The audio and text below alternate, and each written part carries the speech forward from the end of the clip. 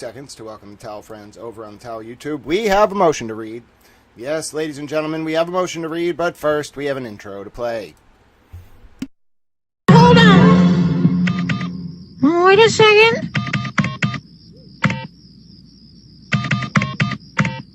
That's it. That's it? Yeah, that's the melody to Funky Town.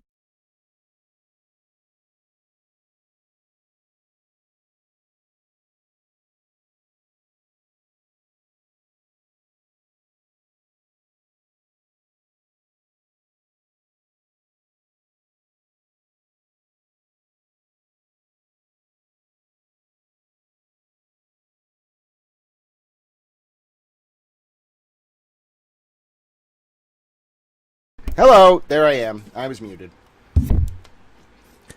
You are here on time, and you also listen to 10 seconds of me with my microphone technically unmuted, but with the actual cough button pressed. And all I was saying was, at first, I thought Kyle Sharkey was going to post this. Yes, I'm here. I'm here.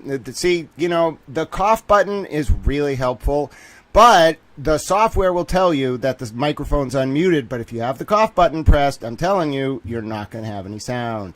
In any event, my name is Grant Smith Ellis. If you missed my intro, all I was saying was hello, late night towel.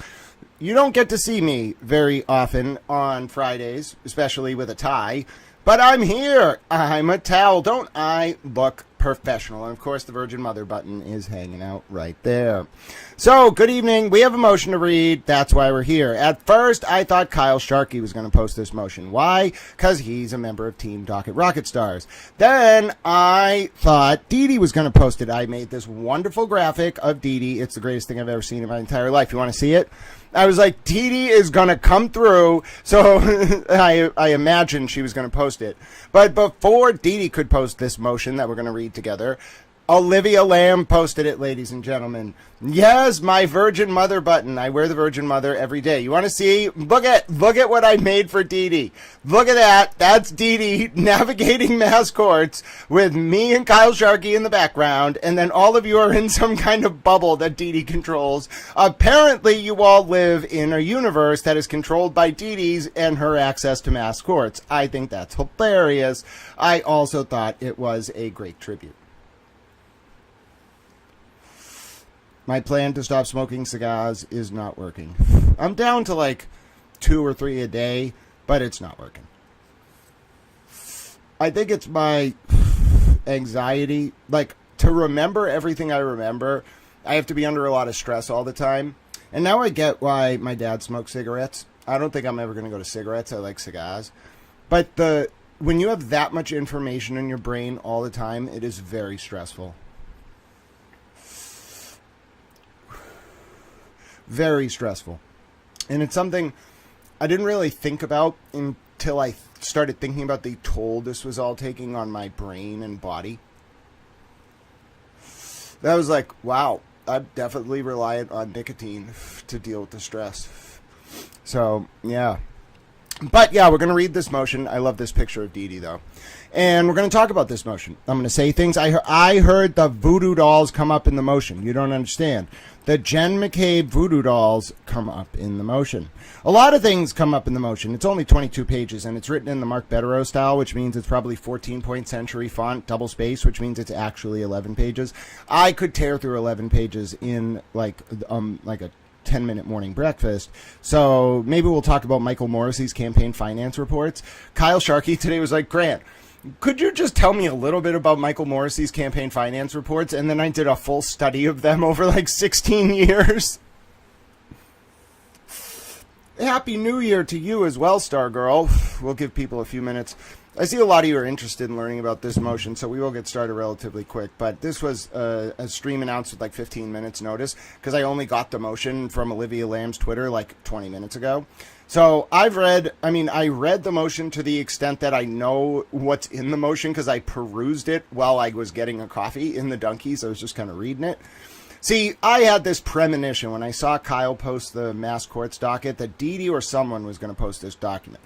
So I got a towel coffee. And I said, we're going to do this. Yes, the voodoo dolls do make an appearance. Everybody loves the voodoo dolls. All right. Was there ever a band called the Voodoo Dolls? Might have been the Goo Goo Dolls, actually. If no one's made a band called the Voodoo Dolls, I mean, you're really missing out on a great opportunity. I'm just telling you. All right. We're going to read this motion, and I promise you it's going to involve a lot of Mark Betteroisms, so being the constitutional lawyer that he is. Hello, Christina. Great to see you, my dear friend. Hello, Peggy. It's Peggy. Peggy, Peep Bunny Towel is napping, but he's probably super excited to see you. Peep, your friend Peggy is here. Would you like to say hello? Oh, he's napping, Peggy. I woke him up, but he just wants to say hello. Peep, would you like to read this court motion? No. Nope, Peep doesn't want to do it. Peep just wants to tell you all that he loves Peggy very much, and he's thrilled to see her. He's going to hop back along to bed now. That is Peep Bunny Towel. If you've never met Peep Bunny Towel, Peggy is a big fan, all right? Normally, Peep Bunny Towel wouldn't be awoken from his slumbers in the middle of the night. But you know what? Peggy's here, so I woke him up. He's going to be mad at me now for the next 24 hours, but it is what it is. Goo Goo Dolls. Hello, LS. Yes, it is the Goo Goo Dolls. We need some Voodoo Dolls, though. You know what I'm saying? Can someone make a band called the Voodoo Dolls out of AI and have Jen McCabe be the lead singer? And can their first hit be It's Raining Men? Oh, please, you don't understand how great that would be, ladies and gentlemen. Kate Peter can be the drummer. Chris Albert on bass. And Michael Morrissey can be on guitar. All right, and then Brian Tully stands over on the side with a tambourine and tries to look useful. Yep, that is the Voodoo Dolls, ladies and gentlemen. I know, I'm hilarious. LS, you caught what I was putting down. See what I mean by the cough button? All right, here we go. Introduction. Public confidence in the integrity of the criminal justice system is essential to its ability to function. Cite Commonwealth v. Bagdell from 2025. Mr. Bettero's keeping up on his Massachusetts cases. He wants to show the judge that he's following up with, even though he's pro hoc vice from New York, he wants to show judge that he's following the Massachusetts cases. Damn right, Mr. Bettero. See, I'm not a judge. I'm not a lawyer. I'm a towel. None of this is legal advice, but I don't know. I don't want to be a jerk about it, but I've definitely talked to some appellate lawyers and told them how much time I've spent in courtrooms, and they're like, oh my goodness, like, you have spent more time in a courtroom than most lawyers, like, watching as a reporter. And I'm like, yeah. And they're like, do you, like, live there? Even Bettero one time was like, I'm pretty sure Grant lives in the courthouse hallways. He just lives there. They feed him. They give him some blankets. He just lives there. My point is, I'm not a lawyer. There's not legal advice. The way I read these motions is I try to get in the mind of the judge. It's kind of like an exercise in, like, reconstructive hermeneutics. So I'm thinking about what Bettero's thinking about. I'm thinking about what Bettero's writing. I'm thinking about what the judge is, how the judge is going to take what Bettero is saying in light of all the hearings that we've had on this case. This is the Aidan Kearney docket from 2023. And it's about whether Robert Cosgrove should be recused. Hello, Nicola. How are you doing?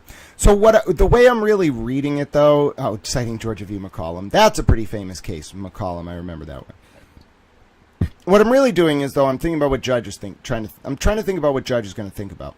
How's Judge going to read that first line? What is the point of that first line? What are you trying to tell Judge in this Sur-Reply? Why should Judge care that you're writing this? Now, Judge ordered this, I'm pretty sure, ahead of the January 25th hearing. Which, by the way, you know, all the Aidan Kearney hearings going forward are in downtown Boston, in Suffolk Superior Court. Yeah, Seema, like, it was just me. I didn't have no news crew. I think I earned the respect of all the, like, old school cameramen who have, like, 40 Emmys between them. Bro, by the end of that, they were like, does no one help you? And I was like, no, I'm losing my mind. It's just me. I sleep in my car. Do you understand that it got so intense that, and I think, like, a lot of the Free Karen Reed people, when I was, like, sleeping at the courthouse, were like, somebody's just gonna come and like attack this kid in the middle of Dedham. The guy with the dog, he was such a sweetheart. I'll always remember him. He would come over to the car like every morning. He'd like get there really early at like 4 a.m, and he would check on me. Like the guy with the dog. I don't know who that guy is. He's a sweetheart. And he'd come over and he'd be like, "Are you okay?" And then Dennis would come in the morning and they'd give me donuts. And people were like, "Why are you feeding him to the Free Care and Read people?" And they were like, "Because he's doing this on his own. He's sleeping in his car. The other side has abandoned him." Sema. Wait a minute. Sema. Yes, we talk a lot about Hegel's dialectical form and the way Joyce embodied Vico's theory when writing The Wake a lot here. I try not to extend it to like the Habermasian interpretation of the Frankfurt School's theories about cultural hermeneutics, because if you haven't read Dialectic of the Enlightenment, in particular Chapter 8 about the culture industry, like using the word reconstructive hermeneutics is not going to make sense. So I appreciate that you've read your Habermas and are studied in the ways of the Frankfurt School, Sema, but I don't know if everyone's going to be conversant in it. I'm thrilled you are, though. Yep. All right. So yeah, Sema is, you may not realize it, but Sema's some kind of academic. I'm pretty sure she's very smart. Now, Sema, that does mean I agree with everything you've ever said, but you know, I don't know. To each their own, to the extent that we're nice to each other. That's my worldview, and only certain things are unforgivable in my opinion, but that doesn't mean everyone has to share my opinion. Okay, the Commonwealth's response envisions Robert Cosgrove's conflict with Lindsay Gattani in a vacuum.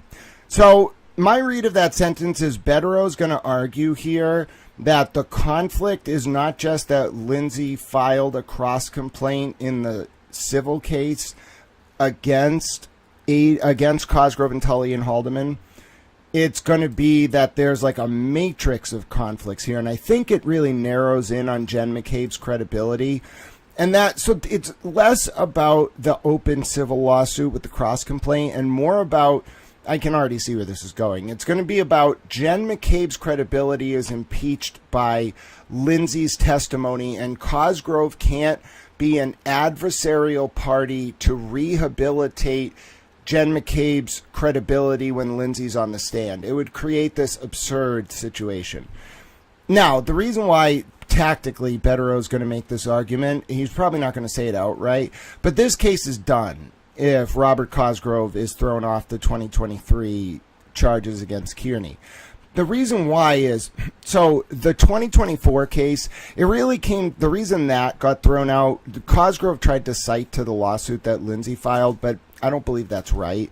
I think what it really came down to was Kate Peter intentionally deleted 2 Google Drive links that Brian Tully had submitted during the grand jury into Aiden related to the 2024 cases that have already been null pros by the Norfolk DA through Robert Cosgrove.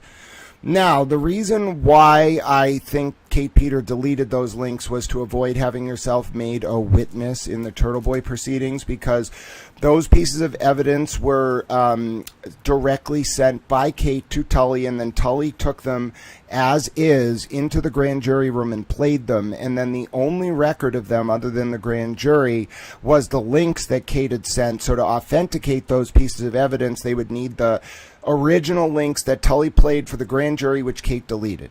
So Kate sabotaged those cases, and the DA, and I think Bettero knows this, the DA just used Lindsay as cover to avoid talking about the wider conflicts of interest. And it's really interesting how tactically the null pros of the other cases was designed to insulate the 2023 cases from Kate Peter and her involvement. But what we're going to come to find out is that Kate Peter was giving instructions to Robert Cosgrove via an email, come to find out, that was hidden from the Kearney defense for over 12 months, despite the fact that Robert Cosgrove spent 10 of those months going through 5,000 pages of emails between Kate Peter and Brian Tully and Ken Mello and redacting them, something he didn't do when Lindsay's phone got leaked unredacted by Brian Tully in April of 2024.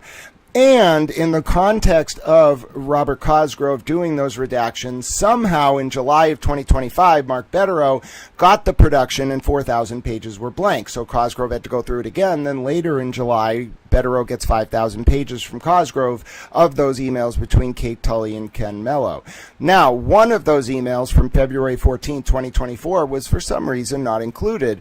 That was an email from Kate to Mello explicitly describing how Mello should prosecute Aidan Kearney, and for some reason that email was not turned over in discovery. Lindsay Gattani revealed it. It was published on social media, and then all of a sudden the Norfolk DA, through Robert Cosgrove, is like, wait a minute, we just remembered we had this email from Kate Peter to Ken Mello. Nonsense. They hid that because what it shows is that when the Norfolk DA recused from Aidan Kearney's cases and assigned a special prosecutor in October of 2023, all that was recusal in name only. It was a nominal recusal, and Kate Peter and Brian Tully continued to be the middlemen, middle shreks, through which the Norfolk DA prosecuted Aidan Kearney with the special prosecutor as but a figurehead for the investigation that was actually run by Jen McCabe's friends, Brian Tully and Kate Peter. Voila. Voila, indeed. That's how you do it, okay? You have to have it memorized. Now, a lot of you might say, Grant, you seem like you are extremely stressed. I am, because it feels like it's all falling on my shoulders to remember all of this, because everyone who has a reason to remember individual parts of this is doing it for money and not to actually try to put this whole puzzle together, which, I mean, that's fine. Betterow's got to defend his client, and state's got to do their thing, and then other people got to do their thing, and Karen's got to do her thing, and whatever.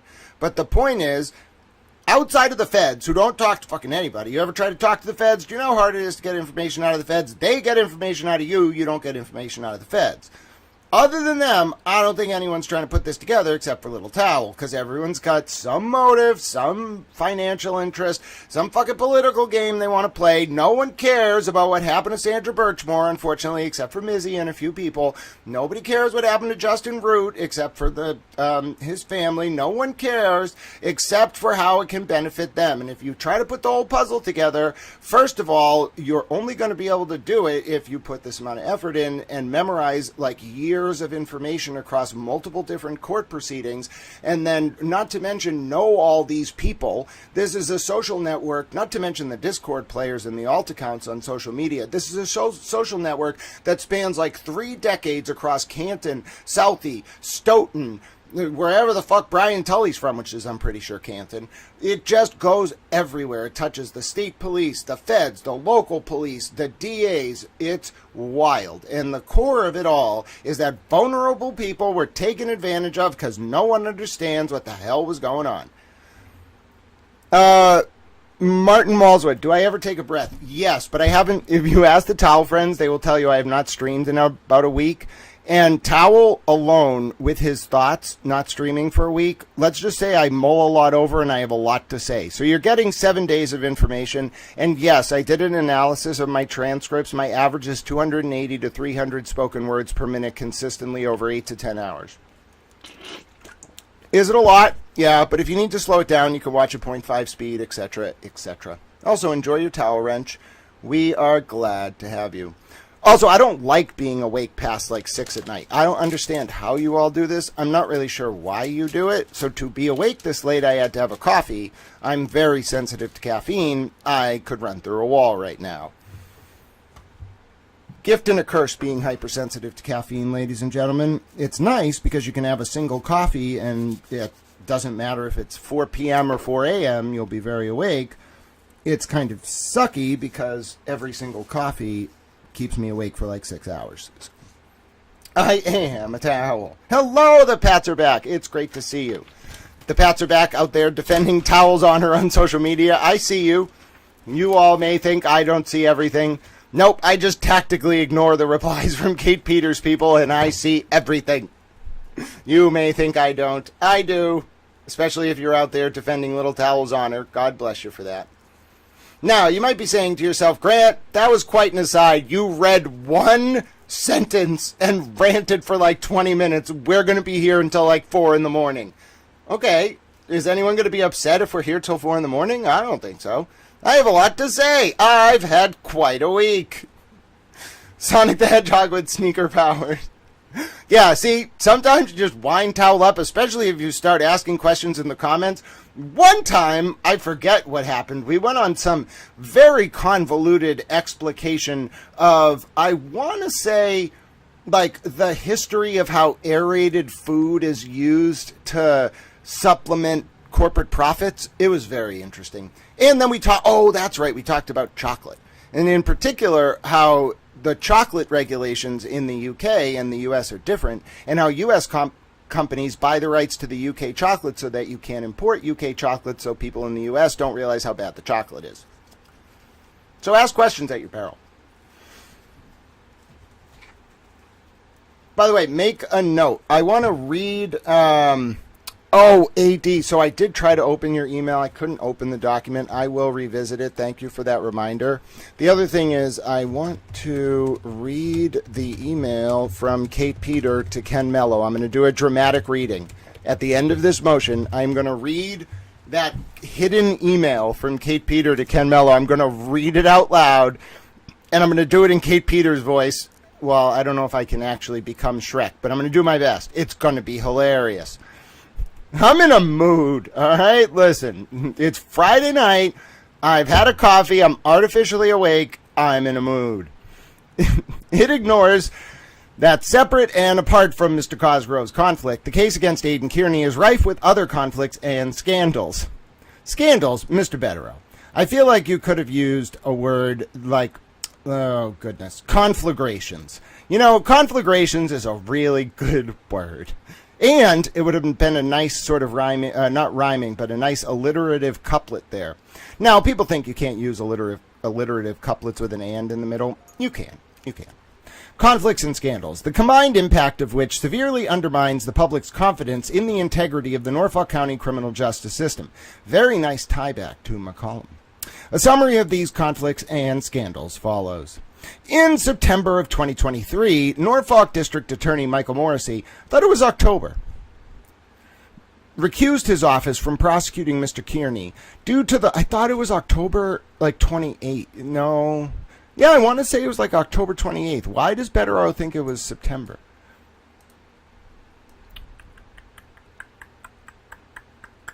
He recused before the Stoughton court appearance? No. I think this is an error. We need Olivia. Is Olivia here? Sometimes she pops in. Or she might have popped in on Ray from Dallas' stream. I don't think this is right. Can anyone... I mean, we can pull up the docket, but I'm telling you, I don't think this is right.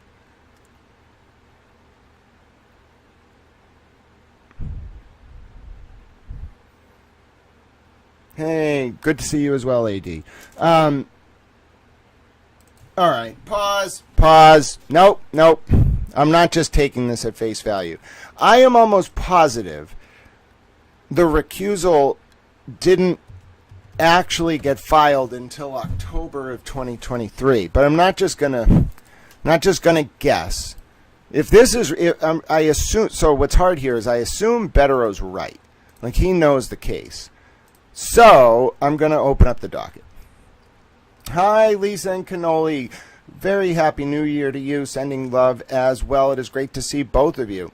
Now, I'm pausing here because the date of the recusal is actually very important. All right, so I'm going to grab this docket. And I'm going to go to... Wait, what? Oh, it starts at the indictment.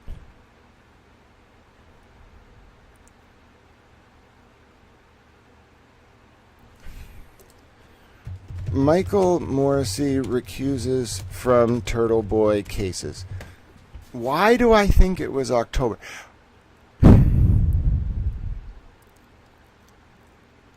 Where is it?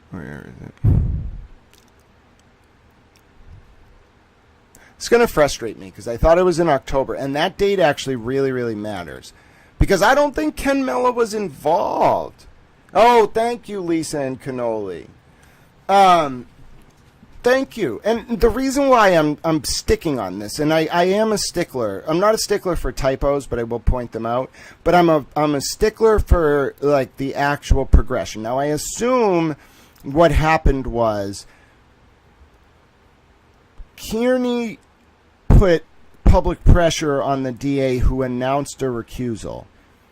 But there wasn't a docket until the criminal charge initiated, which I'm pretty sure was October of 2023, the initial Stoughton court appearance. And then, if I recall, between almost right after that, before the indictment, like almost right after, Morrissey recuses and then Ken Mello comes on. I don't recall, and maybe I'm just misremembering, but I do not recall a special prosecutor being on this case in September of 2023. And it's very operative because what could have happened is, and what realistically did happen is, they started, the Norfolk DA with Kate Peter and Brian Tully involved, started investigating Aiden in the summer of 2023. And then the Norfolk DA recused at a certain point, and Kate and Tully continued with the prosecution. I believe we can check Ken Mello's billing records because they are public. I just don't think there was a special prosecutor in September of 2023. Now, there may have been a statement in public from the Norfolk DA that he intended to recuse, but as far as I'm aware, he didn't actually recuse until, oh goodness, what was it? October 28th of 2023? But anyway, I'm hanging up on this for no reason other than my own edification, but it is important. Due to the conflict created by investigating a journalist who publicly accused the DA's office, the MSP, and various civilians of framing Karen Reed for murder. I don't remember the exact way it played out. I think it was that after Aiden's charges initiated in the district court, he started like talking about how there was a conflict, and so the DA recused. That's why I'm so baffled by the September 2023 thing, because there were no criminal charges pending. Maybe he thought they were coming.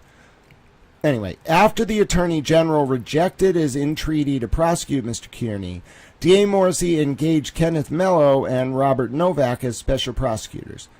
So I've heard this said a lot of times. I've tried to get the records of the communications between the AG and the Norfolk DA about this stuff, but they're pretty like guarded about it, and they wanted me to refine the request in a way that, like, I could have done it, but like it's more of a thing for Marbury v. Madison, because they were giving me the vibe they were going to make me fight it. Like, they weren't going to give it to me even if I got the FOIA right. But there's something about that liaising back in the beginning of this case. I don't know. Like, I think I think we're going to come to find out that the Attorney General's office had a conflict. I think it was Caitlin Albert. I want to say one of them worked for the Attorney General. I think she wasn't like an assistant attorney general. She was like a low-level law clerk or something. She might have even been administrative staff. I didn't look into it. But the point is, I think we're going to find out it wasn't that they turned down the case on its substantive merits. It was that the AG had a conflict. But anyway, I've never actually seen any documentation about this. So I don't know. And I think eventually it will be a public record, but right now we do not know. DA Morrissey engaged Kenneth Mello and Robert Novak as special prosecutors. So this, okay, all right. So I think now we're seeing now I understand the pattern of events. And now I understand why it's so convoluted. It is true that a special prosecutor did not get appointed until October of 2023. But what I think Betterow is telling us here is that the Norfolk DA did actually go through with his announcement that he was recusing, and then privately tried to get the AG to prosecute it. When the AG wouldn't do it, he then appointed a special prosecutor. Everybody on the same page? So, I understand. The MSP Norfolk State Police Detective Unit, SPDU, did not recuse itself. Wow! That's what I just said. Sometimes I wonder if Betero listens to me or reads what I write, because I'm like, a lot of this stuff, it's not like I'm arguing for a position. I'm just stating my view of the factual record. And then, like, just some of the way that I talk about it, I see reflected in his language. But I also see the state do it, too. I don't know. Maybe it's just the way that I speak or write. But they betray themselves. They betray that they're reading my work because I use very specific syntactical phraseology. And you will get in trouble. It's great to read my work because it's not AI. I write almost all of it by hand. I have a pretty good lexicon. But you cannot do it too much because you will incidentally start using these very obscure words, and then I'll be like, or arguments, and I'll be like, oh yes, I know where you got that. The MSP Norfolk State Police Detective Unit did not recuse itself, even though it labored under the same conflict as the DA, given Mr. Kearney's accusations that Detective Lieutenant Brian Tully, former Trooper Michael Proctor, and Sergeant Yuri Buchanan were corrupt in the Reed case. I think it was more in the Reed case. See Betero Affidavit, September 17, 2025, paragraphs 12 through 17, 80, 96 through 98, 107, 108, 113, and the other Betero Affidavit, October 27, 2025, 11 through 17. The full breadth of the Norfolk SPDU's investigative bias against Mr. Kearney has been bolstered by the Commonwealth's latest disclosure and recent social media post made by Sergeant Buchanan. Listen, when I saw Yuri Buchanan make a post promoting a Kate Peter-linked fundraiser for basically the aristocracy of Canton, I was like, oh my dear God, why did you do that? Like, first of all, like, the tragic comedy of it all. Like, it's not even a tragic comedy. I haven't even touched on the situation with my mother. Do you all understand that my mother has a direct connection to Michael Proctor's uncle? Furthermore, there have been some weird events that occurred over the past, like, 6 months, 4 to 6 months, where things just shifted out of nowhere as soon as Michael Proctor's phone records got dropped and he dropped his appeal. The second I started criticizing him for racist texts, the second I had been pushing hard on Birchmore for a while, but the second I started talking about those Proctor phone records and all of this, oh goodness, Towel Mom went on the warpath. I'll tell you right now, I've never seen anything like it in my entire life. And I was like, what the hell? This feels pretextual. And she just wouldn't tell me why she was so mad. And I was like, oh, I'm going to figure this one out. Her former law firm is representing Yuri in the Karen Reed civil case and Haldeman in the Lindsay and Aiden case. I was like, oh, you dirty bastards. Oh, nothing is fucking sacred in fucking Boston. Oh, my God. This is what the Kennedys must have gone through. Oh, dear God, you don't understand. When I saw Yuri, I saw that post. Somebody grabbed it. He made it on, it was either on, I think it was on Facebook. It was for his friends only. Hey, folks, what, like, fucking boomers, friends only, they're on your fucking profiles, or they have a friend of a friend of a friend who is. Are you, like, come on. It's making me realize, like, paramilitary intelligence gathering operation. Okay, yes, but, like, somebody didn't train them in the fucking internet, so they thought Kate Peter was a wizard. Oh, my goodness. You've got balls. I hope you and your mom can maintain a relationship, though.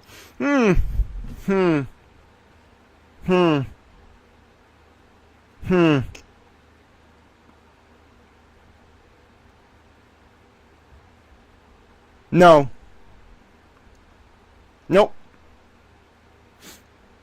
I think she knew what they did to Lindsay, and she not only was okay with it, she tried to help sabotage Lindsay to cover it up. So, nope. No room for reconciliation. There will be no negotiations. I've made my decision, and I'm comfortable with it. I told you all this case destroys families. It destroys communities. It tore, like, I don't know if people realize, like, just because people weren't on social media, I would walk around. It was impacting everything. It impacted staff at, like, office buildings. It impacted random departments. It impacted just, like, people in the Panera. They'd just be yelling at each other. All right, so if you're actually close to these cases and you fucking don't toe the party line, you will suffer. Like, they make you suffer. Like, they expect blind loyalty. It's really shitty. I don't believe in that stuff. If I wasn't going to do it with the Cannabis Control Commission, I wasn't going to do it here. All right? I got played by Maurice Camargo and Ava Concepcion into taking out Shannon O'Brien. I realized what happened, and then I single-handedly took down the Cannabis Control Commission to vindicate Shannon O'Brien. Go look at the law. It just went to Compromise Committee today. They're reforming the whole thing. I also kind of went to war with the treasurer, but you know what? Hold on one second.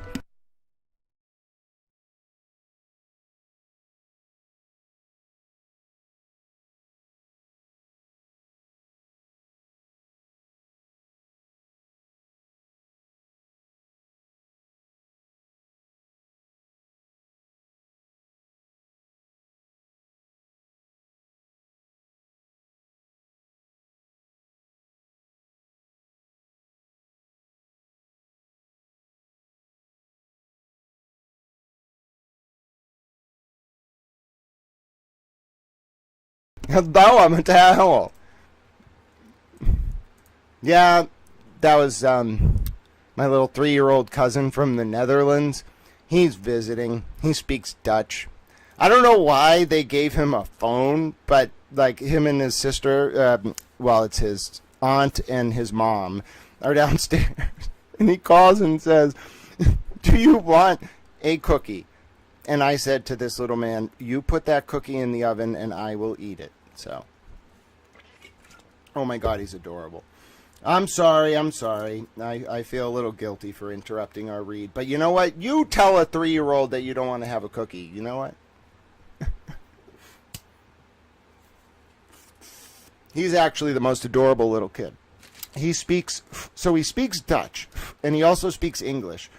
But he doesn't really speak 100% Dutch fluently, and he doesn't speak English fluently. So he says a sentence in English, like hello, and then he switches to Dutch, and I'm just like, I have no idea what you're saying, but I'm thrilled that you're having a good time. Yes, I'll be around for a little bit. I'm going to continue reading this motion. I'm sorry for all the breaks, but you know what? It's Friday night, and we're reading a 22-page motion. You got to give me a little grace. The full breadth of the Norfolk SPDU's investigative bias against Mr. Kearney has been bolstered by the Commonwealth's latest disclosure and recent social media post by Sergeant Buchanan. That's right. I was talking about Yuri Buchanan, and when I saw him make that Facebook post, I was like, who the hell is advising you? Are you out of your mind? And then I was ranting about Talmon. On January 28, 2025, in response to Mr. Proctor,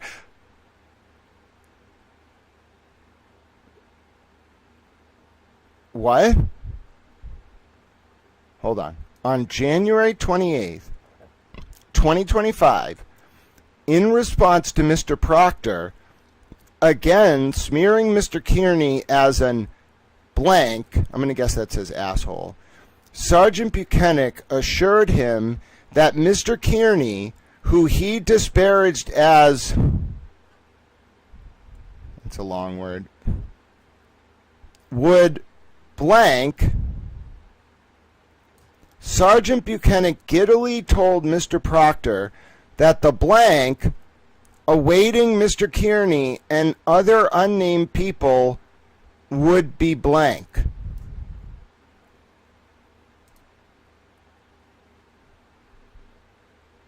Mr. Proctor hoped his colleague was correct. Yes, Lynn, exactly. Exactly. Lynn said that cookies are very important. When a 3-year-old wants to figure out how to bake sugar cookies, you don't turn them down, and I agree. I don't even know how to bake sugar cookies. Mr. Proctor, okay, so, folks, January 28th, 2025? They must have just got this. And it's also impounded. So was this... how did he get this? What is this? So they're not talking about the recent Facebook post. They just gave us a swerve and a half. What was Proctor talking to Yuri about? How do they know about this?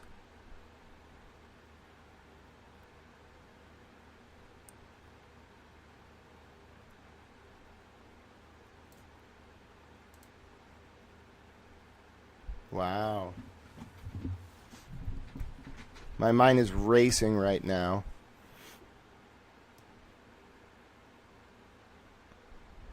What is this about? This is recent. Proctor was suspended, I'm pretty sure. If he wasn't suspended at this point, yeah, he was. He was already off the state police.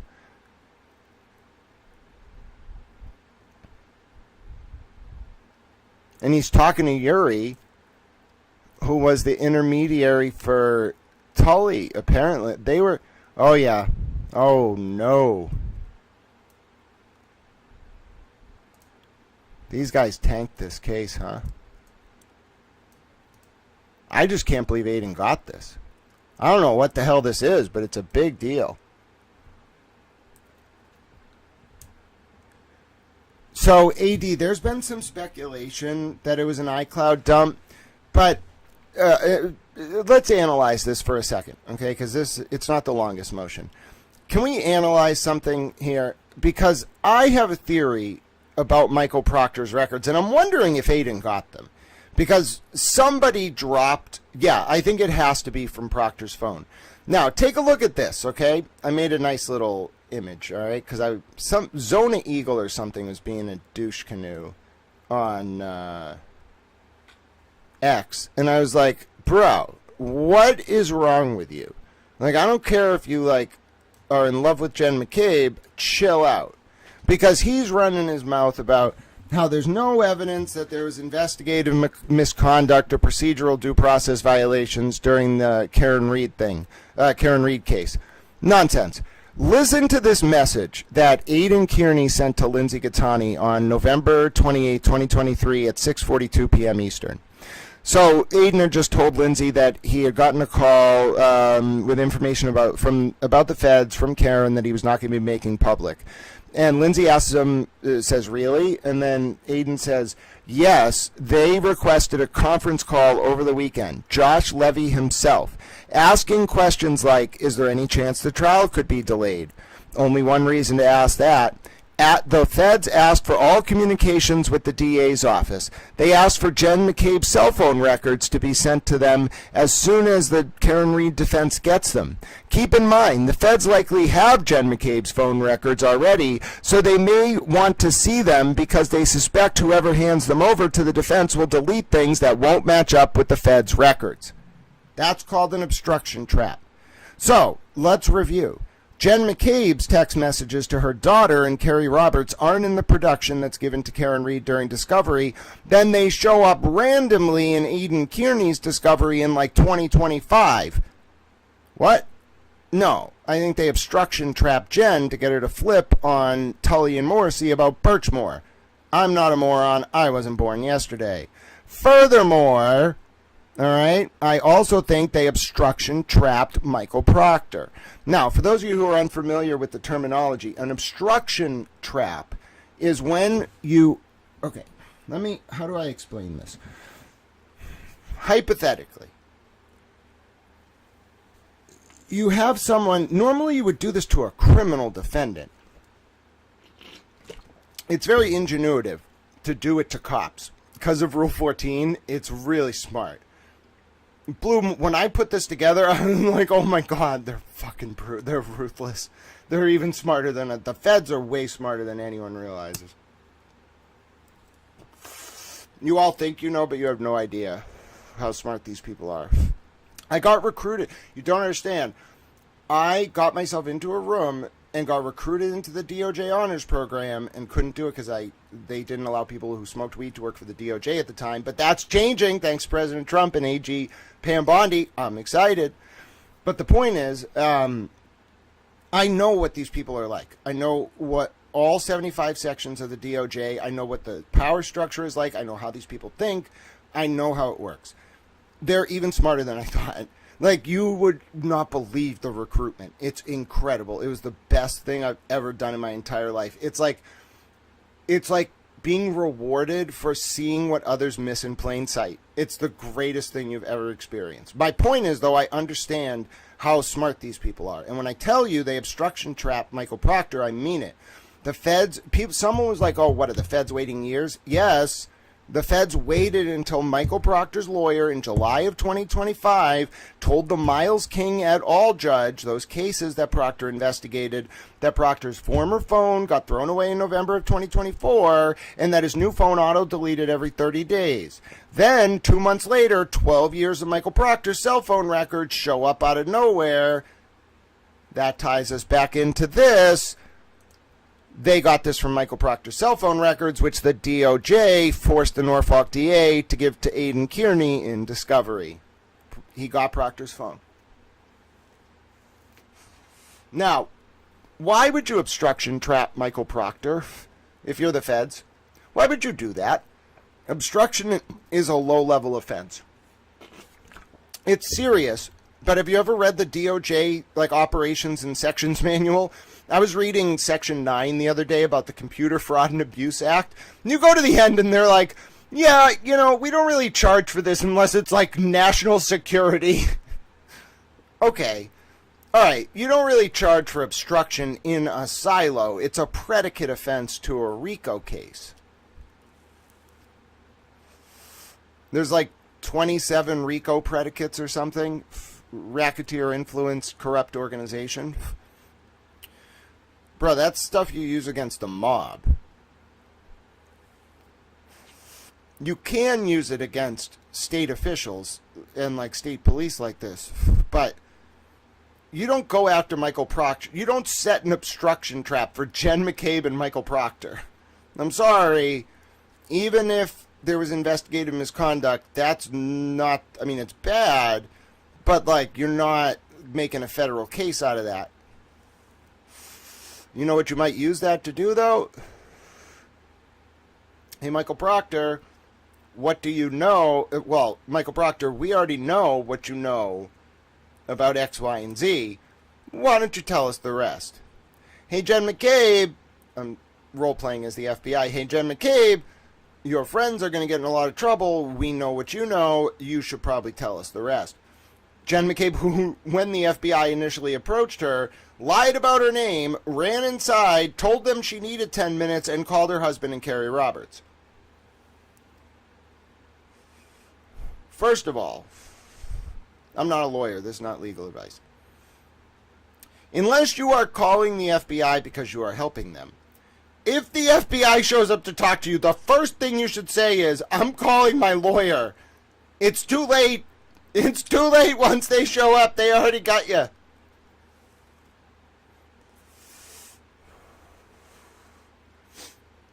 Someone asked if I think the feds are going to prosecute anyone. Yeah, I do. Not related to the Reed case. That's just tangential. It's pressure. They caught them doing some bad stuff in that case with the evidence, little obstruction. But I'm telling you, I know how these people think. They do not prosecute minor offenses. Unless it's very political, and this is not that. They do not prosecute minor offenses. The feds don't do it. It's just not how they play ball. There is one or two options here. One, actually, I think this is the most likely. I'm not even going to give two options. I think the feds bifurcated it. The feds have proprietary oversight of the Farwell probe. Whoever covered up Sandra Birchmore's murder and tried to let Farwell get away with it to cover up whatever the hell was going on in Stoughton with the recruitment of young girls into some kind of cop brothel, that's my opinion. The feds are on it. They're on it. they're never going to get off it. They're going to get Farwell to cooperate. He's going to spend the rest of his life in prison, and they're going to get the people that let him get away with that. I believe it's Fanning. I just keep hearing that name over and over and over again. Different circles, people who don't know each other, people who don't talk to each other, people in government, out of government. John Fanning, John Fanning, John Fanning, John Fanning, John Fanning. Don't take your eyes off John Fanning, John Fanning, John Fanning. It's just over and over and over. NBC News, I think Lindsay Gattani pointed this out during the Ray from Dallas interview when they ran their special. Who was the only cop that got flashed on screen? John Fanning. So, I don't know. There's just something freaky about that. It scares me to even think about it. All hell is going to break loose. If they indict even one cop for the cover-up of Birchmore's murder, all fucking hell is going to break loose. In a good way, because it's about time the dam broke. But it's crazy. It's crazy. Damn. If Aiden has Proctor's phone, no wonder why Aiden's on... Listen. Kate Peter, mark my words. Like, Aiden's got to get through the next few months. Folks, I've had a theory for a while that Brian Walsh got Michael Proctor's phone and they instantly had Brian Walsh stabbed in prison. I can't believe I'm saying this, but somebody protect Aiden fucking Kearney. They threatened to murder him last night, by the way. Did you all listen to that space with Chris Albert? We have gotten to the point where people associated with the Alberts are openly threatening to murder Aiden Kearney. All right? It has gone way too far. Way too far. And it's not because Aiden has a style that people don't like. It's because this motherfucker has access to Michael Proctor's phone, and there's some shit on there. Listen, somebody protect that man. I can't believe I'm saying this. But, I would... Strangely, I'm more... I cannot believe I have been forced into this position, but I'm going to say this sentence. I am more comfortable with Aiden Kearney exposing this than having to have it go through Brian Walsh or whatever the fuck. All right? That's the reality. So somebody protect that man. I don't know what we're going to do. Because they're going to try to get him criminally charged, arrested. They're going to kill him eventually, apparently. I am not exaggerating when I tell you. I listened to this clip. I'm not even going to play it on this stream because it literally was someone advocating murder. And it wasn't even like advocating murder. This dude got on there while Chris Albert, a selectman in Canton, was on a Twitter space, which is a very strange sentence to say. The point is, this dude gets up there and is like, just openly advocating murder. Not just advocating it, he was saying he was going to do it. And people were laughing. And they weren't just joking. This was not hyperbole. This was not heat of the moment. It was not someone just screaming. It was someone being like, I have a plan to do X, Y, and Z. Some anonymous account who we have, a few of us, I think, have some idea of who it might have been. And, by the way, although it was not said directly in front of me, it was done implicitly. There have definitely been people who have implied that they have connections, especially in Southie, that could hurt Aiden. So can somebody please intervene before this shit goes completely off the fucking rails and this clip gets played and people are like, why the fuck didn't anyone listen to him? I don't know what else I can do. I've done absolutely everything I can do. I've called every fucking government department I know. I've called every person I can think of. You have no idea. I don't know what else I can do.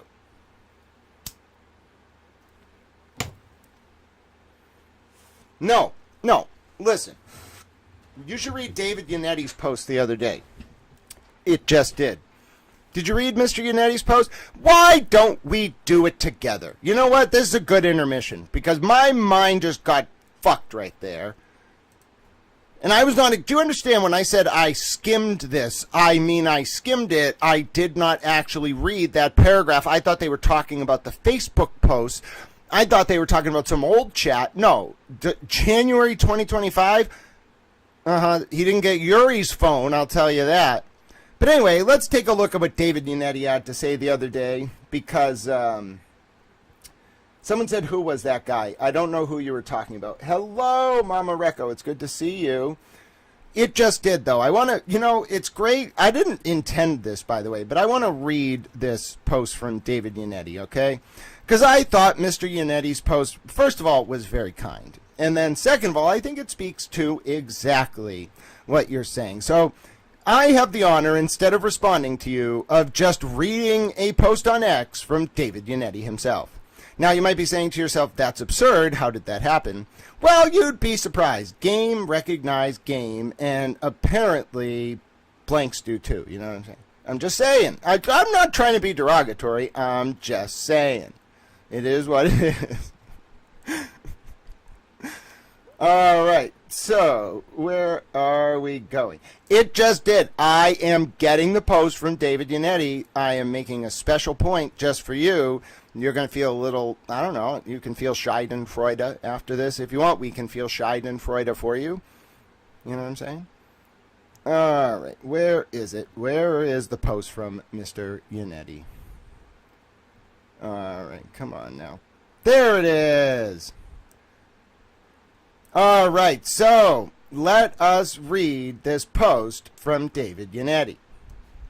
So I made a post about how David Yannetti, in August of 2022, was the person who really put the Karen Reed case on the map. And I said, yes, Alan Aiden, Eliza Little, the Boston DOJ, and others put in work, but do not forget that real power moves in humble silence. And then Gang Green, a lot like it just did, said, Grant, it's time to take accountability for the actions that you were responsible for during the trial. I'm glad you've seen the light, but it'd be noble to take accountability for your past behavior. David Yannetti said, respectfully, that's not fair. He has taken responsibility and has always expressed some regret, but I believe that Grant has always tried to do what he thought was right at the time. We all make mistakes. I know that better than anyone. Even when he was against us, I liked him and respected his hard work and enthusiasm. It takes a big man to admit that he was wrong or misguided. I think we should give him the credit he deserves.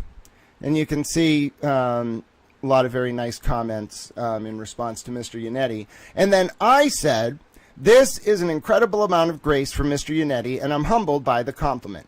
The reality is thus. I was blinded by propaganda into hating Karen Reed, and in turn, I almost missed what was done to her, Sandra Birchmore, Lindsay Gattani, and the justice system. I didn't know what certain people in law enforcement were capable of doing, and until it all played out before my eyes, I simply refused to believe it. I can only hope that, when the dust settles, history remembers what happened here and what is yet to come, so that this situation never repeats itself again. Maybe it just took Karen Reed, Alan Jackson, David Yannetti, Eliza Little, and Bob Alessi, for better or for worse, to make that reality more than just normative prose. In any event, I entered the world of this case looking to solve a puzzle, find humanity among the propaganda, and learn the meaning of the word justice. Alas, I solved nothing, found only myself, and learned, quite unexpectedly, the meaning of unconditional compassion. I'm not sure this is the path I would have chosen for myself, if given the option between two roads diverging in the New England snow. But I can say, proudly and without reservation, that I never compromised myself or my principles during that arduous slug towards life's asymptotic truths.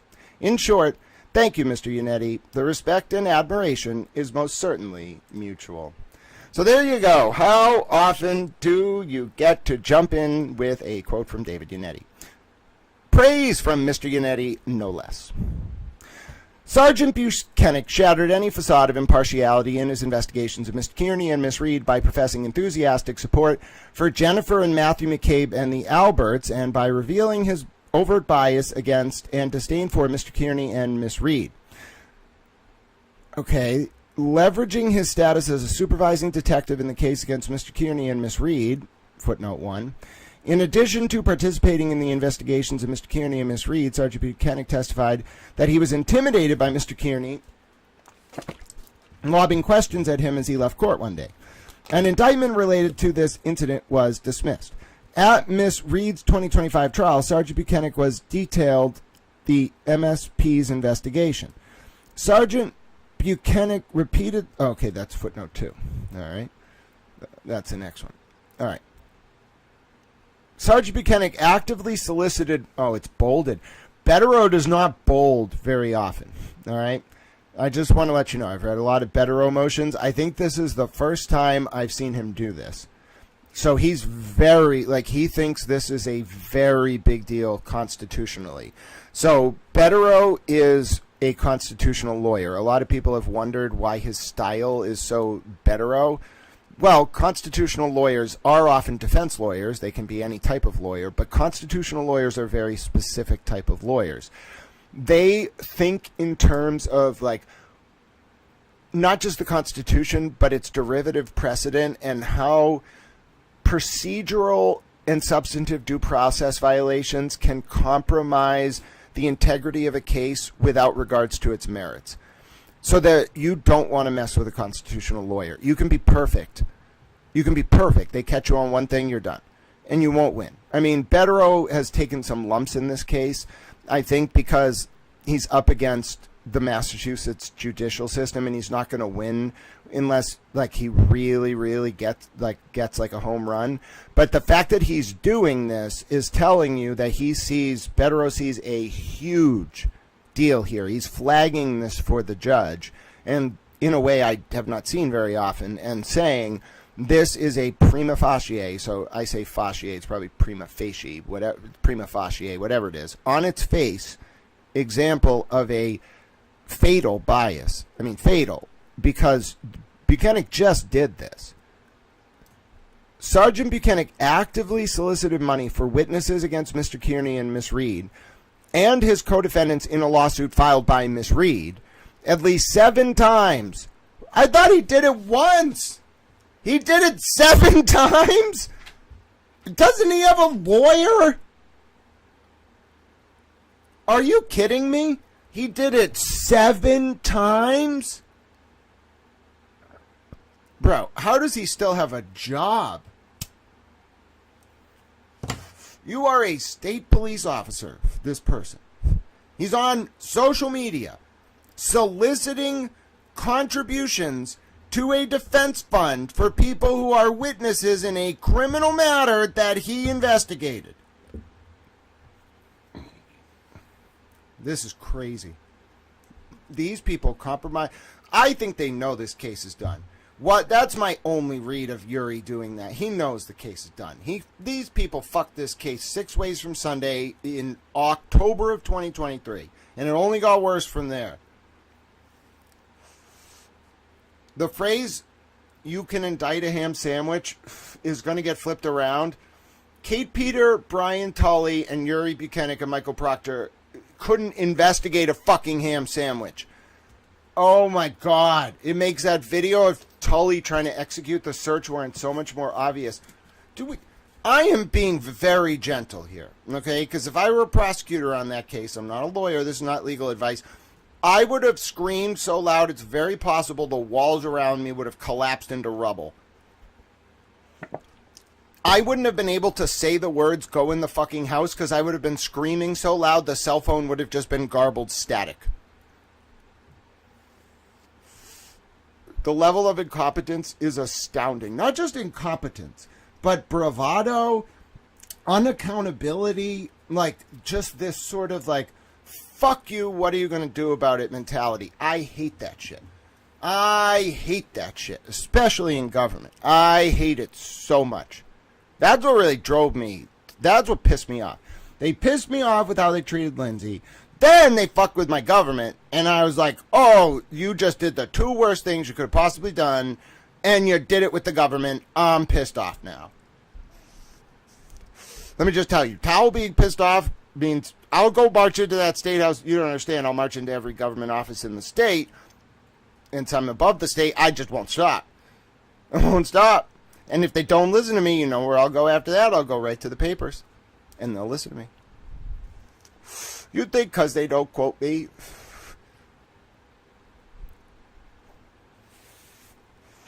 Woe is me to have taken any lessons from David Yannetti about moving in silence. Anyway, even referencing Thanksgiving, Black Friday, and Giving Tuesday as perfect days for happy donating everyone. Oh, dear God. I mean, just My other read of this is that Yuri's going to get fired, and so he's just sabotaging the cases as an FU on the way out. Anyway, Sergeant Buchanan repeatedly directed potential donors to a website created to support the McCabe's and Alberts, whose mission statement is to protect and empower witnesses and victims of crime who face retaliation, harassment, or defamation for fulfilling their civic duty. Oh, bro, they're going to subpoena all this. Ooh, this is going to get brutal.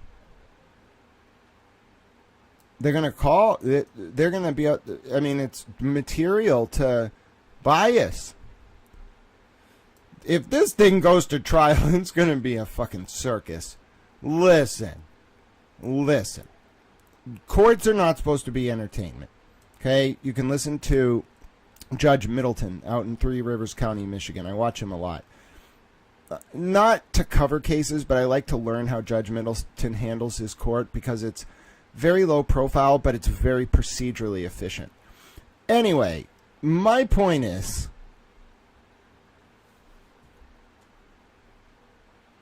Judge Middleton always talks about how courts are not, like, he puts his live stream up because it's not entertainment, it's an opportunity to learn. I don't think this thing is going to be a trial. If this thing makes it to trial, it is going to be like a modern, I don't even know, like the Scopes Monkey trial. Like, it's not going to be like Karen Reed's trial. It's not going to have that gravitas. It's going to be a fucking shit show.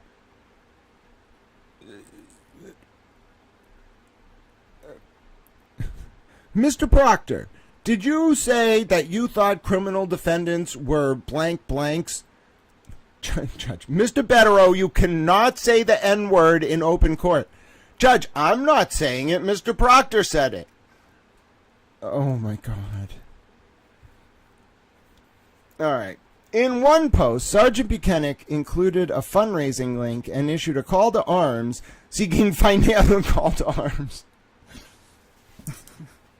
Betterow was reading Farewell to Arms over the weekend. Cosgrove was watching Casablanca. Betterow was reading a Farewell to Arms, and I was throwing myself against a wall. In one post, Sergeant Buchanan included a fundraising link and issued a call to arms seeking financial support for the good, the McCabe's and the Alberts, in their fight against evil, Mr. Kearney and Ms. Reed. Quote, as I post infrequently, this is the Facebook post I saw. When I do it, it is usually noteworthy. The struggle, the conflict is straightforward. It is a contest between decency, justice, and order versus evil, chaos, and lunacy.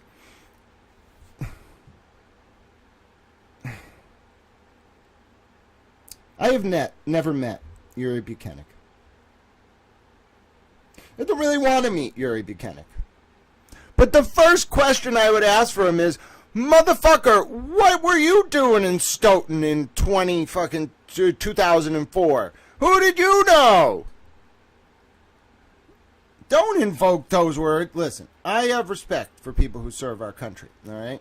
But it's not a shield, all right? It's not, okay? I'm sorry, it's not. If you do bad things, like, for example, you go over to Iraq and kill children, I'm going to be pissed because I didn't send you over there to do that. It's not what I thought you were doing. I thought you were going to go get the bad guys, not kill children. I have a problem with killing children. I think everyone does. Don't do that. All right? Same with Mr. Buchanan. I am thrilled that you served our country nobly. I am thrilled that you got a Yankee White clearance, which means you probably had not done anything wrong until that point.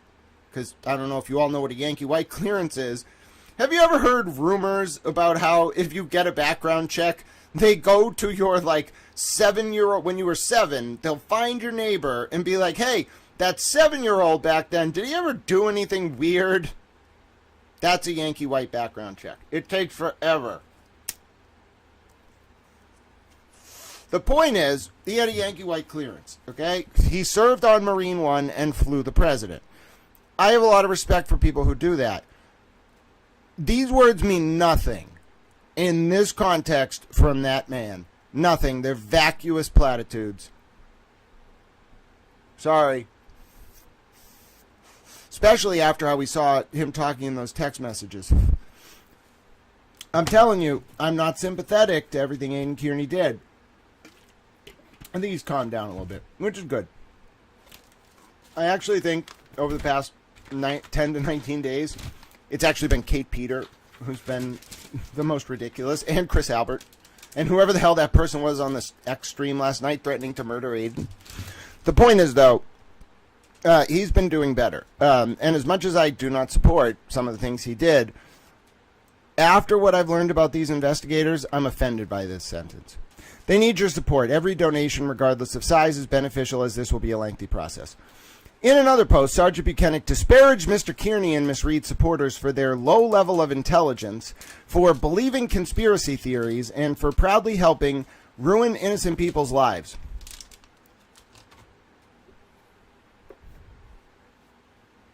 You know who doesn't have a life to ruin?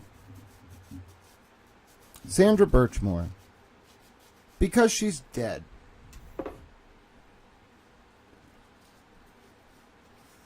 As is her unborn 8 to 10 week old baby boy, who didn't even get a name.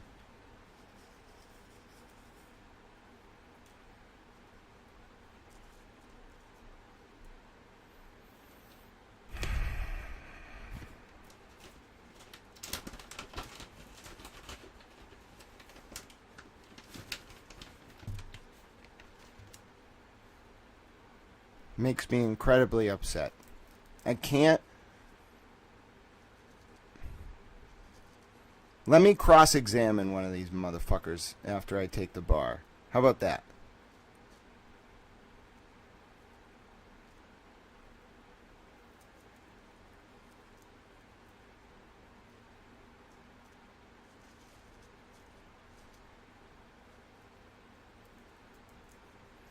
I don't hate these people for who they are.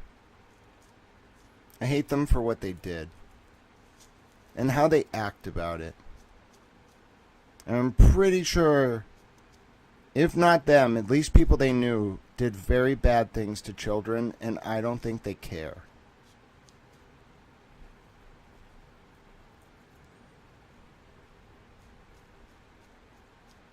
Even one is one too many.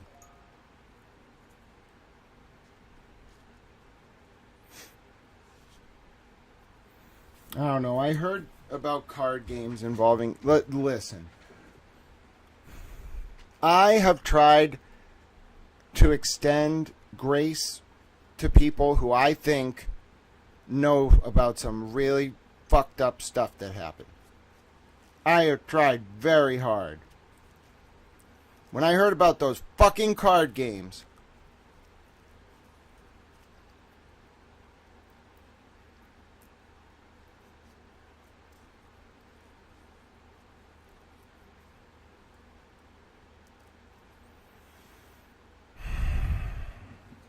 it's kind of hard to bite my tongue about some of this stuff, but unlike some people, I'm not going to compromise anything, especially a federal investigation. And I've already said too much. On November 29, 2025, Sergeant Buchanan put to rest any notion of the Norfolk SPDU's actual bias against Mr. Kearney and Ms. Reed by posting a donation link and revealing himself as the spokesperson for the McCabe and Albert fundraising operation, writing, "Every donation not spelled incorrectly, matter the amount, makes a huge difference." It should be no matter the amount.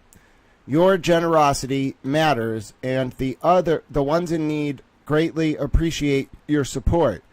I personally thank you on their behalf." Bro. We already know he talks to Kate because she referred to him as Yuri in the email we're going to read at the end of this.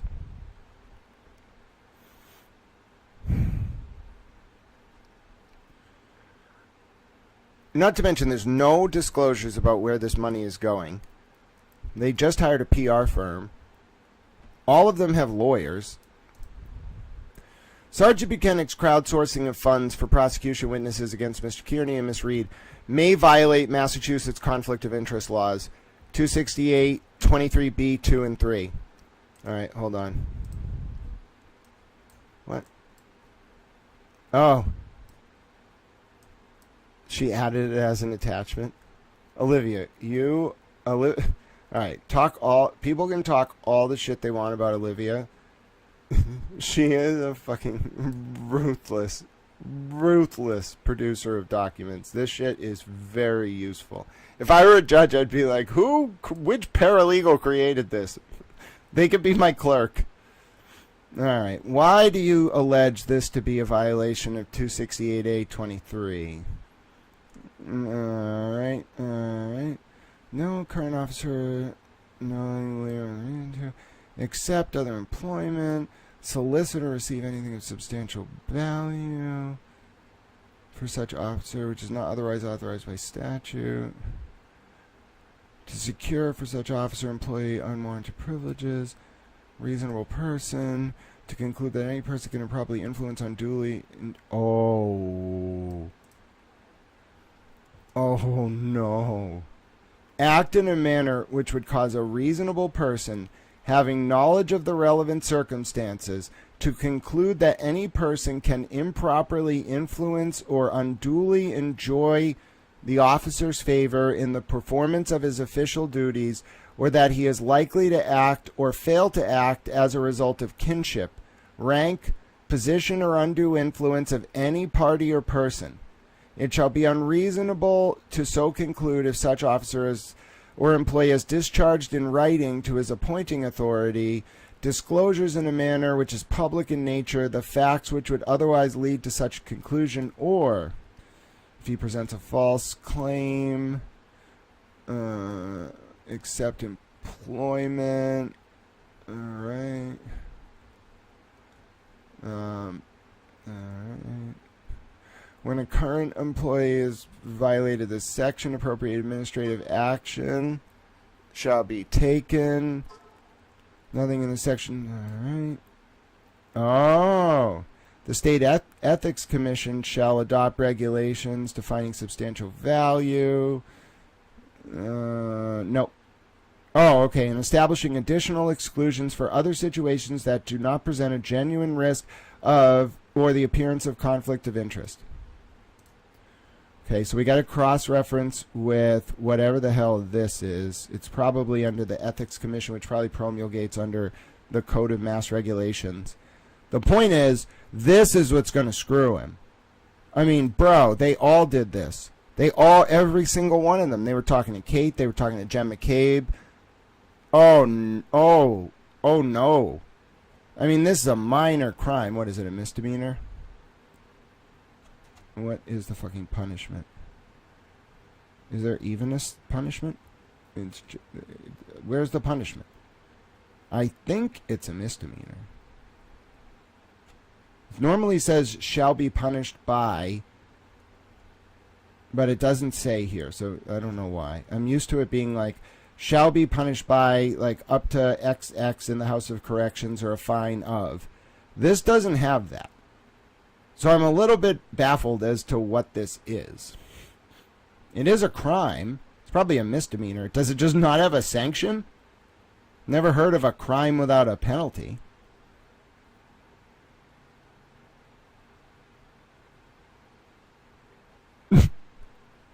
Oh, okay. It seems like the Ethics Commission actually enforces it. But it is a law. It's not just like a regulation is an interpretation of a law. So this is, I understand, this is an enabling statute. Oh, this is very interesting. Okay, so I'm not a lawyer. This is not legal advice. Oh, thank you so much to someone who just sent a donation. God bless you. I don't like to associate names, but if you want to take credit in the chat, God bless you for your donation. Happy New Year to you as well. So let me explain this a little bit, because Bettero's accusing... First of all, I didn't even know about this law. Second of all, Bettero just accused Yuri of breaking the law. Like, he didn't just accuse him of having a conflict. He accused him of breaking the law. This law, though, is not a traditional criminal law. This seems to be an enabling statute because I don't actually see a punishment. So an enabling statute, I'm speaking broadly, but basically there are laws. This is MGL 268-23. A law can tell a regulatory body, in this case the State Ethics Commission, to promulgate regulations that interpret, codify, and expand the law. Why do I know a lot about this? Because I cover the Cannabis Control Commission. So they take MGL 94G and they interpolate it into 935 CMR 500.000 and 935 CMR 500.001. I know a lot about administrative law. This is telling the Ethics Commission, so we need a little bit more to figure out what the actual penalties for this are, but this is telling the Ethics Commission, the legislature told the Ethics Commission to promulgate a new section of their regulations interpreting this statute and some of its terms, and then the legislature basically said, yeah, we think this is bad, you do the work, Ethics Commission, and you enforce it. It's not like you go to court. I mean, I'm sure the Ethics Commission probably has mechanisms to enforce its equitable powers through the courts, but this sounds like the kind of thing that you get brought up on the Ethics Commission for, you can get a fine, etc. It doesn't seem like it is a crime, but it seems like it's more of an Ethics Commission issue. Either way, okay, I thought it was a felony or something. It's not a felony. It seems like it's closer to an administrative regulation that just happens to have been originally codified as a criminal law, which I love that for them. But anyway, very interesting research there. So thank you for going along on that journey. Either way, Buchanan's overt advocacy for these witnesses, and either way, and his clear bias against Mr. Kearney and Ms. Reed makes a mockery of any appearance of impartiality in the Norfolk SPDU's investigation of Mr. Kearney and Ms. Reed. He's right. And obliterates whatever confidence the public had in the integrity of those investigations. Again, looping back to McCallum. Mr. Mello was disqualified from the 2024 indictment after he made himself a material defense witness. He withdrew from the instant matter while a motion to disqualify him was pending, which included, among other things, proof that he advocated on behalf of witness Chris Albert while exploiting his official capacity as Mr. Kearney's prosecutor. He advocated on behalf of witness Chris Albert? Mr. Novak sought to formally withdraw one day after defense motions to dismiss alleging pervasive prosecutorial misconduct were filed. I think Eden won 6 out of 16 on that. What do you mean he advocated on behalf of witness Chris Albert? What did he advocate about? Oh, it's right, Chris Albert called him to make a police report or something. In March 2024, DA Morrissey engaged Mr. Cosgrove to assist Mr. Mello with legal analysis and motion work on the pending cases against Mr. Kearney. Sounds about right. In September 2025, Mr. Cosgrove voluntarily withdrew from the 2024 indictment, citing an ethical conflict with Ms. Gattani after she sued him and D.L. Tully for intentionally violating her rights during their investigation of Mr. Kearney. In June of 2025, Ms. Reed was acquitted on all charges related to the death of John O'Keefe. Well, I mean, that's see how lawyers write? That's a technically correct sentence, but it doesn't encapsulate the full record. Only cite the facts that are, good for you and your client and their friends. In a few months later, never cite, if you're going to cite a bad fact, at least cite it in a way that looks favorable, because there is a DUI conviction there, and he just ignores it. And he ignores it creatively. A few months later, Ms. Reed sued several witnesses against Mr. Kearney, among others for conspiring to violate her civil rights, including Detective Lieutenant Tully, Sergeant Buchanan, Mr. Proctor, Miss McCabe, Mr. McCabe, and Brian Albert. Some of these witnesses' defendants have threatened to sue Ms. Reed and Ms. Kearney, but have not done so. Footnote 3.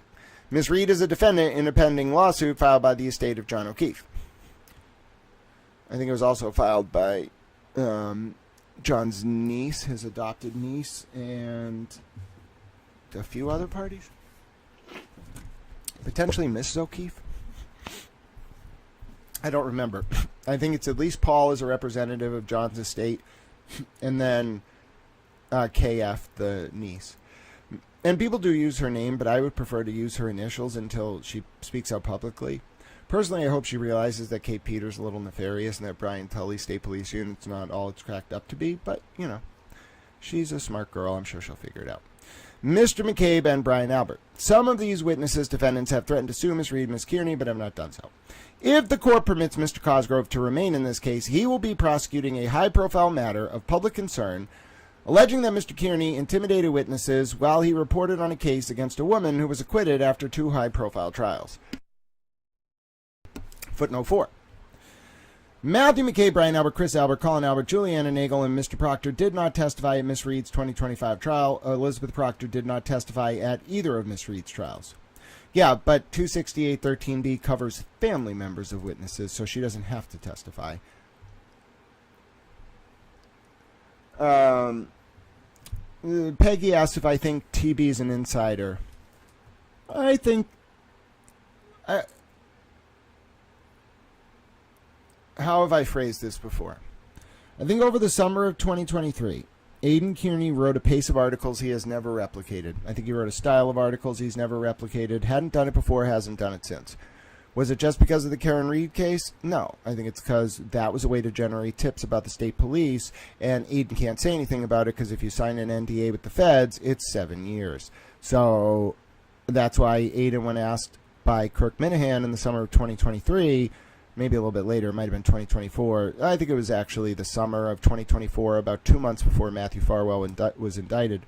Kirk Minahan and Dave Cullinane basically exposed the Sandra Birchmore cover-up. It was really the civil lawsuit filed by Sandra's family, but it was the case podcast by Kirk Minahan with Dave Cullinane. They blew it wide open, okay?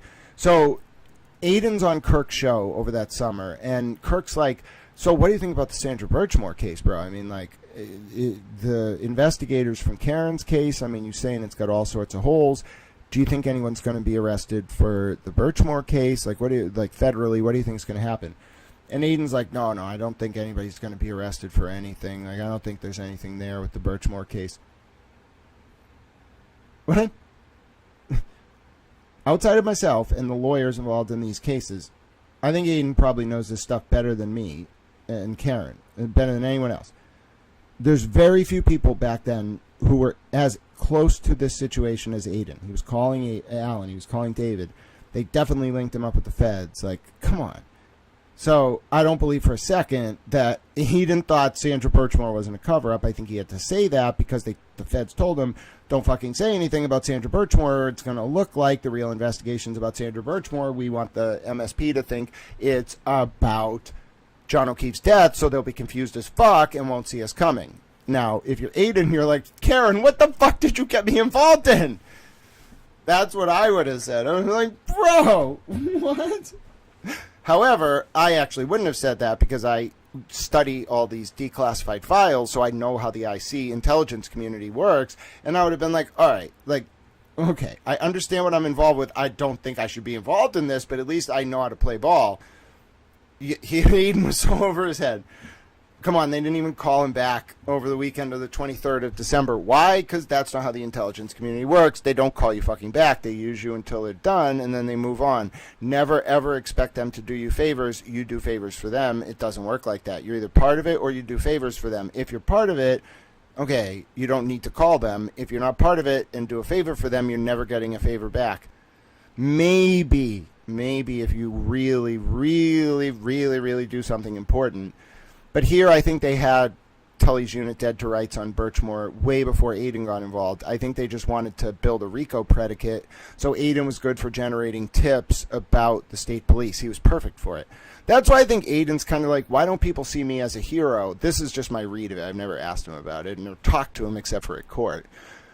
I think he's like, why don't people see me as a fucking hero? Don't people understand what I sacrificed? Like, I sacrificed everything to try to show people what this unit was. And at the same time, I think he's like, fuck, I can't tell people because if I just went out there and was like, hey, like I helped the feds get these guys, I would fuck everything up. That's kind of how I figured like he was moving. I don't really understand why. Well, I do and I don't understand why the Norfolk DA thought that going to fucking war with the DOJ and Aiden and Karen was a good idea. That part makes no sense. Like, if the DOJ is coming, I don't care if they use Aiden Kearney or whoever the hell they want to use, Whitey, run the other way, bro. What the fuck? You are not going to win. The stupidest decision the Norfolk DA made was after the DOJ said they weren't going to recuse Levy and Rollins in December of 2023, Morrissey should have shut the fuck up. Should have ran the other way from that shit and just given these fuckers up. He fought for them, and it cost him everything. Good night, Nicola. Nicola is like 6 hours ahead of us. But let's continue. All right, where are we? If the court permits Mr. Cosgrove, right. So I was talking about how matter of high-profile public concern alleging that Mr. Kearney intimidated witnesses while he reported on a case against a woman who was acquitted after 2 high-profile trials.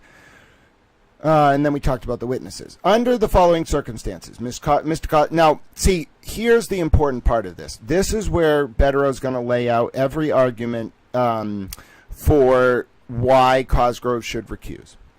Not just Cosgrove, but like the investigative team under Cosgrove's direction. So he starts with Mr. Cosgrove has been sued for intentional misconduct by Ms. Gattani. Uses Ms. Gattani, very good, Mr. Bedero, who previously testified for the prosecution but is now a likely defense witness. We come to find out that Lindsay is actually an integral witness because she exposes through her testimony and her evidence a lot of the way in which the prosecution team was trying to hide their misconduct. And that's why I think Kate tried to like really go at Lindsay through her proxies. They had to discredit Lindsay because Lindsay actually had evidence that showed that this unit, regardless of the substantive guilt or innocence of any given defendant, was violating procedural due process and basically saying, fuck you, what are you going to do about it? D.L. Tully, not to mention discovery rules, D.L. Tully has been sued by Ms. Gattani for intentional misconduct and is Mr. Cosgrove's co-defendant. D.L. Tully has been sued by Ms. Reed for violating her civil rights. D.L. Tully has been disciplined for his misconduct in the Reed case. Sergeant Buchanan has been sued by Ms. Reed for violating her civil rights. Sergeant Buchanan was disciplined for his failure to supervise Mr. Proctor in the Reed case. Sergeant Buchanan's documented actual bias in favor of the McCabe's and Alberts and against Mr. Kearney and Ms. Reed will be exposed to the jury. See Exhibits A and B. Mr. Proctor has been sued by Ms. Reed for violating her civil rights. Mr. Proctor authored text disparaging Mr. Kearney and revealing his investigative bias during the MSP investigation. Mr. Proctor's repulsive text messages about Ms. Reed contributed to his termination from the MSP. That's true. Mr. Proctor's electronic communications have jeopardized numerous other cases and made him the national poster child for police misconduct. You know what? That's actually a true fucking statement. I was going to say, that's a bold statement. Nope. Forget every other police misconduct case I think that we've seen in the United States. This one takes the cake. The person who sent a towel cash app, thank you so much. I just looked down on my phone. I'm happy to break this down for you, and God bless you for your support. Let's see, what do we got here? 3 key civilian witnesses against Mr. Kearney, the McCabe's and Brian Albert, have been sued by Ms. Reed for conspiracy to violate her civil rights. And this is the big one. Ms. Gattani's testimony will undermine the credibility of Detective Lieutenant Tully. I don't think he's still a detective lieutenant. And Ms. McCabe, which will subject her to cross-examination by Mr. Cosgrove, and then likely result in Mr. Cosgrove in attacking the credibility of his accuser. What? Mr. Cosgrove. No, this is a typo. Ms. Gattani's testimony will undermine the credibility of D.L. Tully and Ms. McCabe, which will subject her to cross-examination by Mr. Cosgrove, and then likely result in Mr. Cosgrove. This is a redundant in. Come on. All right. When I said I don't have a lot, I don't get angry about typos, it's not that I don't get angry. It's just like, come on. Who was proofing this? I'm sure it's not just Olivia. Like, somebody was proofing this. How did you miss this? Mr. Cosgrove attacking the credibility of his civil accuser. And I'm not harping on it. I'm just saying, like, proof it, okay? Like, I realize it's a redundant in, so it slips when you're reading it, but proof it. This is the landscaper. Bro, there is no landscaper facing the court. damn it, Mark Betterow. What landscaper? What are you talking about, Mr. Betterow? What landscaper? Is Aiden the landscaper now? Was he the weed whacker all along? This is the landscaper facing the court. Somebody should wear a landscaper costume. Your Honor, this is the landscaper. Oh, dear God. 2 errors in a row. Mr. Betterow, that is a double fault. It is Love 15. Who read that and was like, the landscaper facing the court? I realize it's autocorrect, but come on. I'm reading it again. This is the landscaper facing the court as it considers whether the public's confidence and integrity in this matter and the Norfolk County criminal justice system will be further eroded by allowing Mr. Cosgrove to prosecute Mr. Kearney, notwithstanding Ms. Catani's formal accusations against him. Yes, ladies and gentlemen, you heard it from Mr. Betterow. It is the landscaper of conflict facing the court. Argument. Put simply, as related to Mr. Kearney, footnote 5, Mr. Cosgrove is prosecuting Mr. Kearney in a 2025 witness intimidation indictment in which Chris Albert and Colin Albert alleged they were emotionally harmed by reviewing video of Mr. Kearney clowning around as he looked into a video camera outside of Chris Albert's pizza shop. On December 5th, 2025, Mr. Cosgrove stated his preference to withdraw from the 2025 matter if the court disqualified him from the 2023 case. That just shows they never really cared about some of these cases. It was all just weapons. Ms. Catani is unlikely to be a witness in the 2025 case. Yeah, but Nan Gallagher might be. Thus, the defense has not sought, and Meredith has not to, whoa. You know, it would be interesting. I guess they don't want to prosecute it, but Meredith would be a great witness for that case. I wonder if she needed immunity for something. Would they be like, hey, I heard immunity might be given out like candy over there. Blanket transactional immunity. Can you even do that anymore in Massachusetts? We'll just give you full immunity. Who cares? Whatever you did, Meredith. Oh, Meredith, you were responsible for the collapse of the French Republic? That's okay. We'll give you immunity. Well, listen, obviously Meredith caused the collapse of the French Republic. I've put it all together. She's Napoleon. Ms. Catani is, I'm telling you, she's not just a 5'2" blonde, she's a 5'2" Napoleon. Ms. Catani is unlikely to be a witness in the 2025 case. Thus, the defense has not sought to disqualify Mr. Cosgrove from that matter.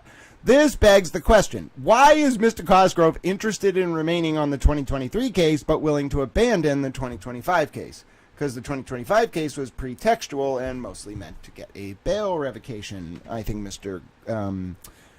Betterow is encouraging the court to come to that conclusion. You can just say it, though, Mr. Betterow. Rhetorical questions in a footnote are going to make judge be like, all right, Mr. Betterow. All right, Socrates. What would you like to teach me about rhetoric next? Do you have any other questions? Is this a law school seminar? Argument. Put simply, as it related to Mr. Kearney, Mr. Cosgrove is, we got another bold, is the Commonwealth. As a consequence of the above described conflicts and scandals plaguing the prosecution of Mr. Kearney, the Commonwealth's last remaining prosecutor is one who already recused himself from another case due to his conflict with Ms. Catani. The undesirable reality that Mr. Cosgrove's disqualification will leave this case stateless is the Commonwealth's problem. It may, because it can't find anyone to prosecute. It may raise some difficult questions about the prosecution of Mr. Kearney, but it should not factor into Mr. Cosgrove's fitness to remain on the case. So that's kind of the core argument. Betterow's kind of like, Judge, none of this makes any sense. And that's true, because I don't think the reasoning that Cosgrove stated for the null pros and withdrawing from the Catani prosecutions was valid. I think it was pretextual. Somebody cite the Fair Housing Act. It's a classic example of burden shifting when you assert a violation of the Fair Housing Act. I'm using this by analogy, but in any event. A further consequence of Mr. Cosgrove being the only prosecutor on this case is that the Commonwealth's response was drafted by a conflicted prosecutor rather than one without a personal interest in seeing Ms. Catani discredited. Not surprisingly, and we're going to find out, this argument is multifaceted because Betterow goes on to argue that Cosgrove has a prima facie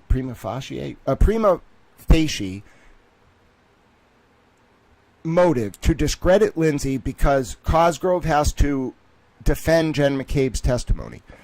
And we're going to find out Jen McCabe, you want to challenge her credibility in Karen's case, that was a cakewalk compared to her credibility in the Aiden cases, in my opinion.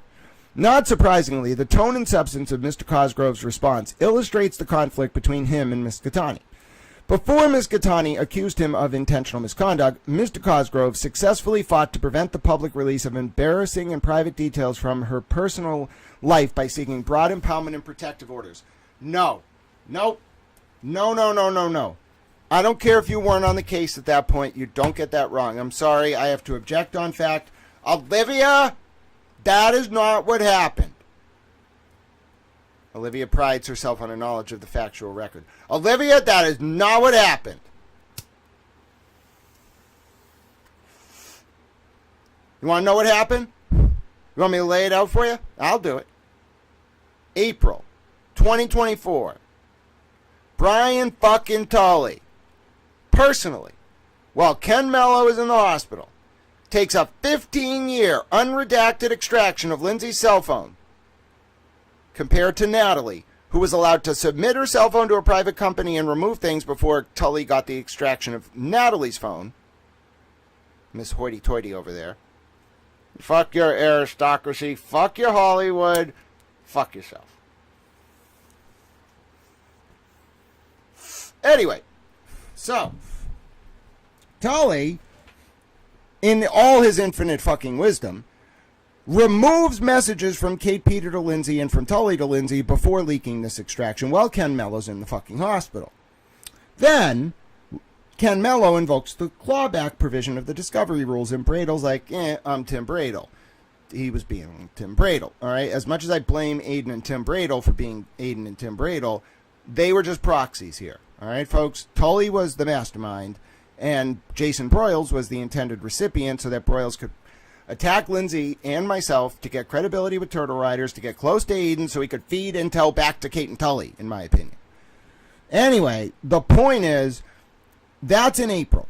Tully doesn't even return Lindsay's call for like 6 days. And then he's like, meh. Of course he was like meh, because he's a motherfucker, in my opinion. I mean that not lovingly. So anyway, this motherfucker goes about his business, doesn't give a fuck. Cosgrove doesn't do fucking shit until September of 2024. And he knows it.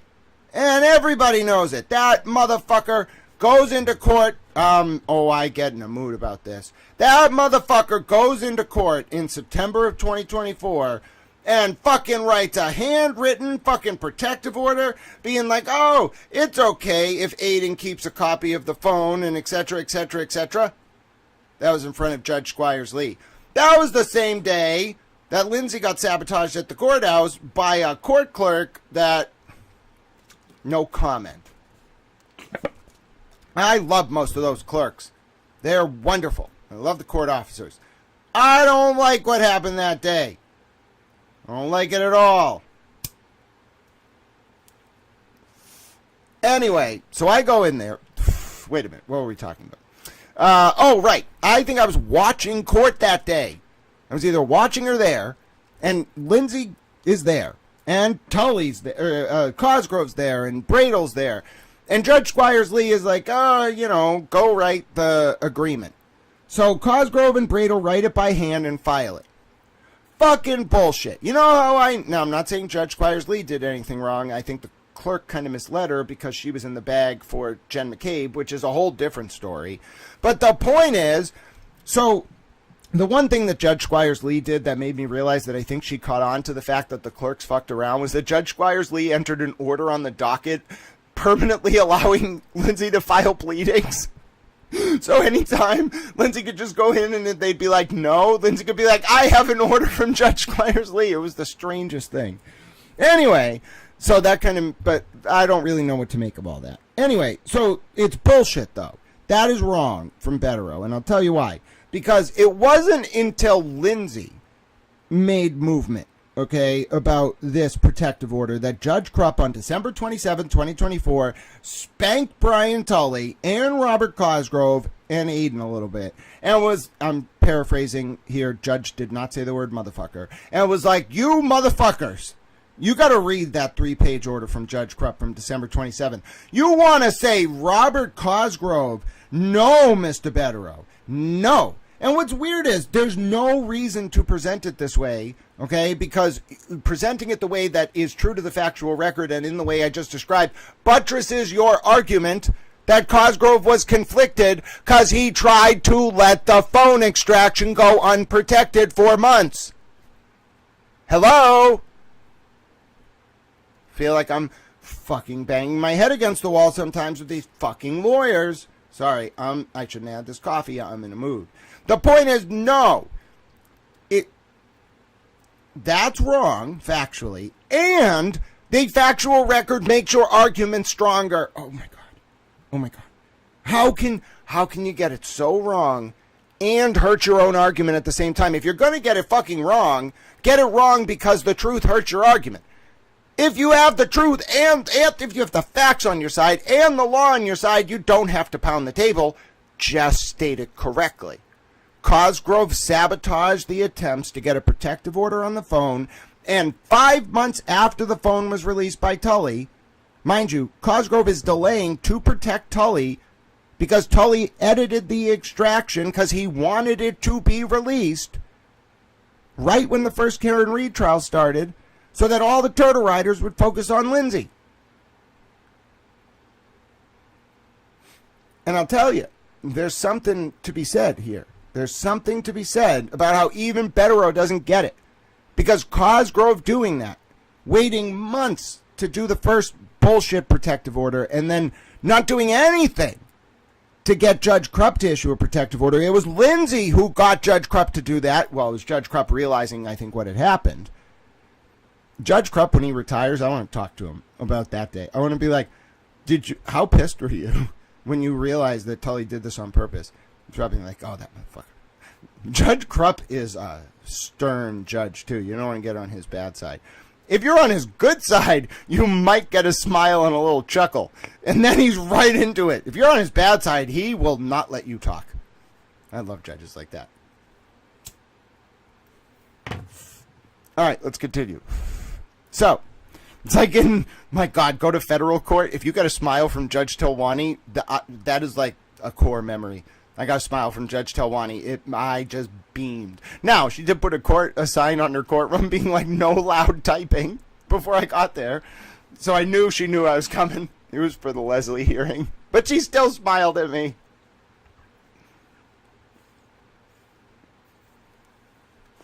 But anyway, this is wrong. I just want to tell you that on page 10 of 22, second full paragraph, lines 1 through 4, it's just wrong. And Betterow should make the argument stronger by pointing out that Cosgrove was hostile to Lindsay and therefore had a bias against her long before any of this went down. Cosgrove was protecting Tully and Kate Peter from the beginning. There's a pattern. Cosgrove also hid that email from Kate Peter to Ken Mello we're going to read at the end of this. Come on, bruh. Betterow. Is this what all New York Jets fans are like? Aren't you a Patriots fan, motherfucker? I was going to say, his life would really suck if he's a Jets fan. But he's a Pats fan. Now I remember he wears Pats sweatshirts. Come on, Mr. Betterow. Think like Tom Brady. His view apparently changed. No, it did not. No, it did not, Mr. Betterow. Mr. Betterow. No, it did not. His view apparently changed when Miss Gattani sued him. His view apparently compounded his hostility towards her.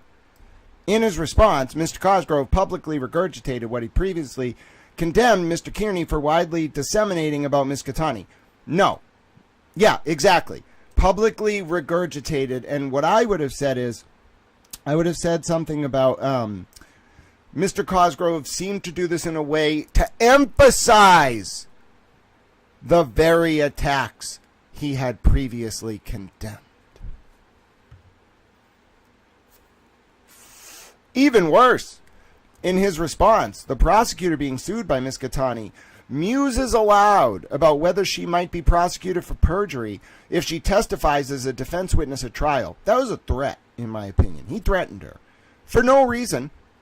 She can testify completely consistently with everything she's ever said before and still drastically undermine Jen McCabe's credibility. And Cosgrove threatened her. All right? I'm sorry. Even the people on Twitter who don't, like the lawyers who don't really analyze Aiden's cases, were like, bro, what the fuck is Cosgrove doing? You cannot threaten a witness in a pleading. It was crazy. Not to mention there was no grounds for it. He was basically alleging she was committing thought crime. He was like, she might change her story, so therefore I'm going to prosecute her. Are you crazy? It was clearly a threat, in my opinion. Mr. Cosgrove's implication that Ms. Catani's anticipated U-turn testimony may, quote, expose herself to legal peril serves as a public warning to Ms. Catani that she should not testify at Mr. Kearney's trial. I agree with that. 6. In an ordinary situation, a prosecutor might express concern about a witness's possible criminal exposure, but the dynamic between Ms. Catani and Mr. Cosgrove is far from ordinary.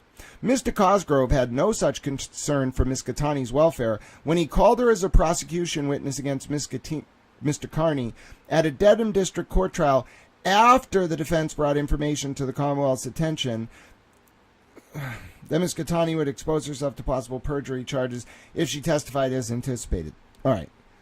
Nonsense. It was way more likely that Kate Peter would have been exposed to perjury charges because Kate misled both as to Lindsay going to a John O'Keefe and Karen Reed hearing on February 26, 2024.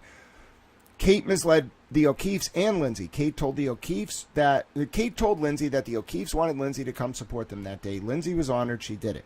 Kate told the O'Keefes that Lindsay wanted to come to support them. Paul O'Keefe was happy to accommodate. In reality, it was all to help Jen McCabe, so Aiden couldn't be at the trial that day.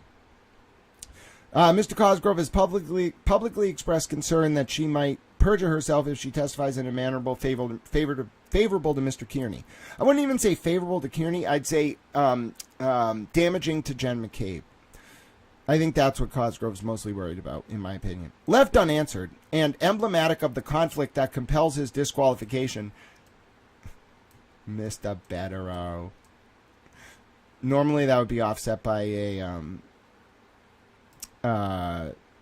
double dash, but he uses parentheticals here, which is not normal, but it's how I write for asides, is whether Mr. Cosgrove is A, expressing his personal opinion about Ms. Catani's credibility and criminal exposure in the event her testimony favors Mr. Kearney, or B, whether he speaks for the public as a representative of the Commonwealth. That is emblematic of his conflict. Of course, this wouldn't be an open question if the Commonwealth had the wherewithal to have its response to a disqualification motion drafted by someone other than the prosecutor who is the subject of the application, and whose response includes his personal opinion that the witness suing him likely will perjure herself if she testifies at trial. It is an absurd situation. Either way, the conflict is undeniable. Mr. Cosgrove personally benefits in the civil case by discrediting Ms. Catani in the criminal case, which means his continued participation in this matter will lessen the public's confidence in the integrity of the prosecution. Nor should the irony of Mr. Cosgrove's comments about Ms. Catani's credibility be lost on the court. A civil defendant prosecutor with a clear personal, bolded, motive to discredit his accuser and or prevent her from testifying issued her a public perjury warning in a case where he will argue to the jury that Mr. Kearney attempted to intimidate witnesses by, among other things, urging them to tell the truth. In a case in where? Maybe Betterow just likes to use the word in before the word where, but I wouldn't have put it there. This case against Mr. Kearney is a high-profile matter of public concern which raises serious issues regarding the You've said that 4 times, Mr. Betterow. Regarding the intersection of protected speech and alleged witness intimidation. We get it. You love the First Amendment. I do too. Mr. Kearney and the public. Okay, bro. What are you switching styles for here? If you're going to use parenthetical asides, use them. No, this is technically correct, by the way. A lot of people think this means AI. It doesn't. Like, if you are actually writing technically, you should be using M dashes. I use double hyphens because I like to signal in my public writing that it's not AI. but this is actually formal, okay? However, I don't get why he's switching. He's switching between parenthetical asides and em dashes. Pick one. Stick with it. Mr. Kearney and the public are entitled to a conflict-free, unbiased proceeding in which he and the public have confidence. This case cannot credibly proceed in its current posture. Mr. Cosgrove's personal interest in discrediting Ms. Gattani conflicts with Mr. Kearney's, the Commonwealth's, and the public's interest in a fair and just legal proceedings and compels his disqualification for the exact reason Mr. Cosgrove voluntarily withdrew from the 2024 indictment. Quote, next section. These I like. I don't see them very often, but I like them. Section headers without an actual section title. Quote, it is fundamentally unfair to permit a district attorney to prosecute a case where he has a personal interest which prevents the district attorney from serving his only permissible master, the public. When was that written? 1977? Yeah, you would never hear this word used anymore. The word servant and master, that language is basically completely removed from the courts. It is, of course, improper for a prosecutor, quote, it is, of course, improper for a prosecutor to participate in a case where he has a pecuniary monetary interest, or if the prosecutor's personal interest as the defendant in a civil case will be furthered by a successful criminal prosecution. Oh, that's not even from Massachusetts. 1981 D.C. Circuit. It's a persuasive authority. It's not binding. In such circumstances, a conflict arises because the prosecutor, as a representative of the public, must seek justice to protect the innocent as well as to convict the guilty, and prosecution by a civil defendant may deny the impartial exercise of a prosecutor's discretion. Notwithstanding his personal interest in discrediting Ms. Gattani due to her allegations of misconduct against him, Mr. Cosgrove reasons that the same conflict, bolded, that led him to voluntarily withdraw from the 2024 indictment does not require his disqualification here because A, Ms. Gattani is not a necessary Commonwealth witness, and B, any testimony she might provide is not relevant. Now I see why we get into the McCabe stuff, because it ends up being like within the latitude of the judge to determine if Jen McCabe's credibility is at issue. And Lindsay's relevancy as a witness automatically is going to become relevant if Betterow impeaches McCabe on cross. So if Cosgrove calls Jen McCabe in his case in chief, and Betterow crosses Jen McCabe, and Jen McCabe's testimony on the stand is impeached by Lindsay's evidence or Lindsay's statements, then Betterow can't impeach Jen McCabe with extrinsic evidence. Betterow's only option is to ask the court for permission to call Lindsay as basically like it's an impeachment witness against Jen McCabe. You see what I'm saying? So you don't have like a right to just call a defense witness. You do for a lot of things, but for something like this, you have to get an opening in the prosecutor's case in chief for you to then bring in the rebuttal impeachment witness. It's kind of like a defense rebuttal, but not in the style of a rebuttal. Only the prosecutor gets a rebuttal case. I think maybe the defense gets to rebut, I forget. The point is, I think it might actually be prosecution only for rebuttal. But impeachment is different because you can't argue that impeachment testimony from a defense witness to impeach a prosecution witness is relevant if nothing the prosecution witness said can be impeached by the witness the defense wants to call. But if there's not just if there's the potential, if there's anything that opens that door, and Betterow's going to jump all over that, he's going to ask like 70,000 questions about this kind of stuff. Anything that opens the door, it becomes material impeachment testimony in the defense's case or the defense's case. Now, that's an art form. I mean, I'm not a lawyer. This is not legal advice. That's an art form I'm not as skilled in. All right. It's just when you start talking about the rule, it's like 701. No, that's expert. It's like 703 or 70 something. Impeachment is very complicated because character evidence is one thing. Like defense witness character evidence, that's a little different. when you're talking like impeachment, it might be like 811 or something. It's really complicated because you, as a prosecutor or a defense attorney, can impeach credibility through questioning, but that's very different than asking the court to call a witness for the purposes of impeaching another witness's credibility. You can do it, but there's a rule about it. It's not by it is by right, but the judge makes the call, and you'll hear Betterow talk about this. You see what this is really about? It's really about Lindsay versus Jen McCabe.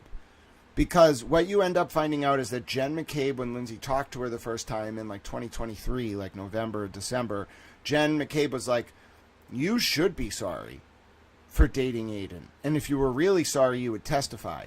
Bro, you can't say shit like that. You cannot. And that alone was enough. But it gets worse. It gets way worse because Kate Peter ends up exposing Lindsay to evidence of this just like crazy network of connections between Tully, Yuri, Kate, Mello, Jen McCabe, and fucking half of Canton. Bro, that Discord server. First of all, I want to take a second to just, again, we only have 8 pages left, harp on how fucking ridiculous it is that someone went on a Twitter space, whoever the fuck you are out there last night, and threatened to murder Aiden Kearney.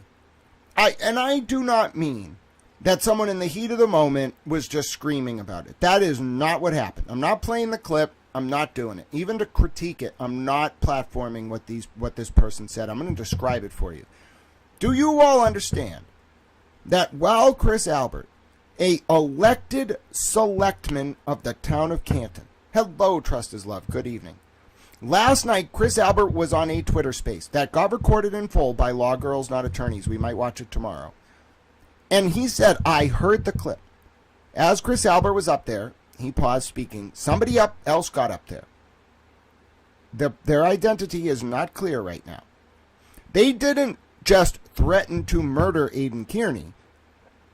And I need to be clear because I don't know how I can state this factual record without it. They did not just threaten to unalive him. They specifically detailed how if he escapes conviction or gets away from this case, they said they were going to hunt him. And they sounded like they meant it. And that really fucking worries me. It was absolutely over the line. It frankly scared me. All right? It really, really scared me. Because that's straight mafia shit. I don't care. We need to talk about it. This is not okay. It's gone so beyond okay that I am just scared at this point. That doesn't mean I'm going to stop looking into this. Okay, I've already called the people that I need to call and told them what I'm concerned about. Okay?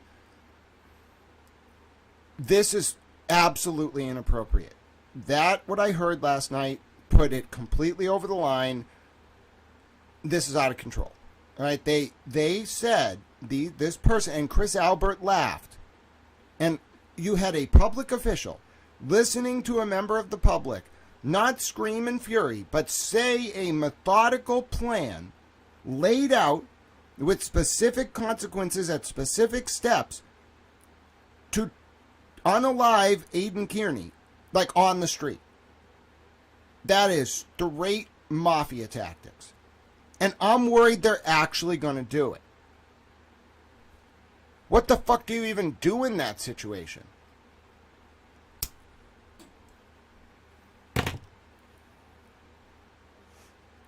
It's gone way too far. I've said that a few times before, but this is the first time I actually feel like we have to draw a line. It just has to stop. This just has to stop, like, right now. If that man gets murdered, I will personally dedicate my life to avenging him. I don't even know him. He's done some very bad things, in my opinion. Okay? Maybe he's done some noble things. I don't know. It's not always black and white. The point is, I will dedicate my life to avenging that man. If you people murder him, do not do it. Do not fucking do it.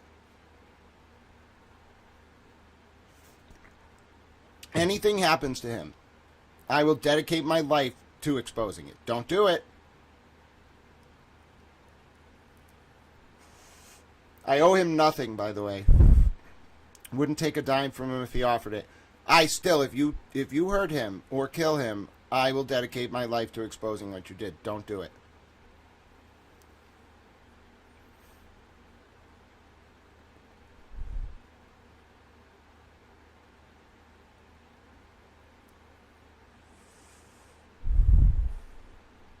I didn't really realize the gravity of it. I think it deserves a little bit of commentary. I did not realize the gravity of it until I just spoke about it. I'm really concerned. Like, I'm very upset. And I'm also deeply troubled by this. On a level I have not been about anything in this case. We have talked about some really horrifying stuff happening. Every single bit of it, I was like, well, there's evil in the world. And we have to confront it and fix it. This is different. Completely different. We cannot have it. We cannot have it.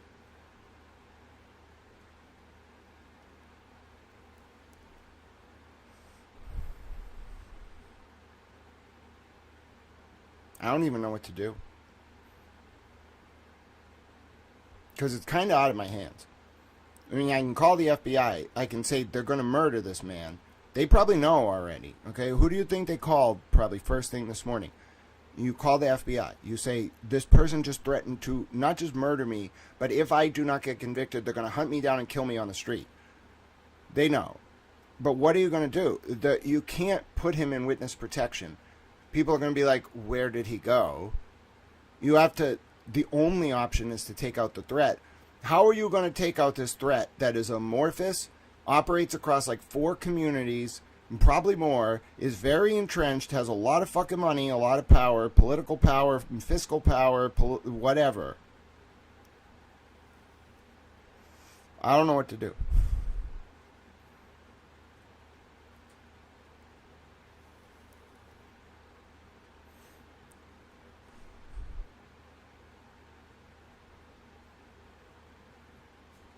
If a single person gets hurt, I won't stop. I will go all the way to Washington. I will walk there until my shoes run through.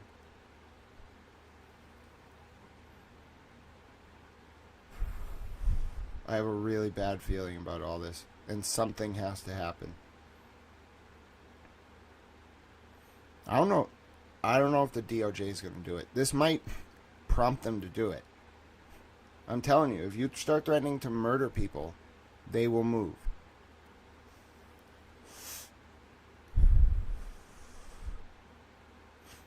And they'll collect chatter on the wire, too. They're not going to let you murder him. I'm telling you, they're not going to let it happen. It was one of the scariest things I've ever heard in my entire life. Because it was so raw. Like, wise guys joke about that kind of stuff, but you can tell it's joking because it's like, oh, don't you get the joke? That was not a joke.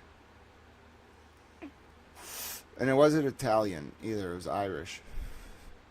Because, first of all, the Italian mob would never talk like that. On a fucking Twitter space? Are you out of your fucking mind? No, this is some fucking cowboy shit.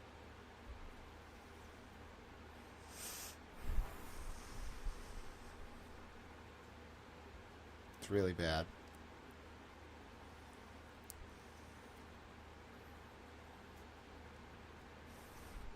Makes me not even want to do this anymore.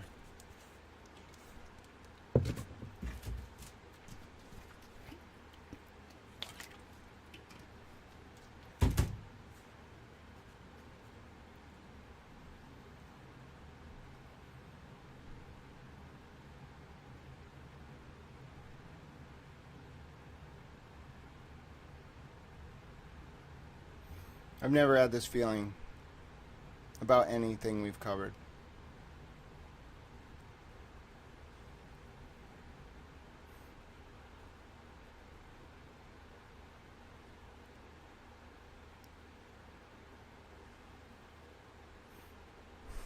I need a minute.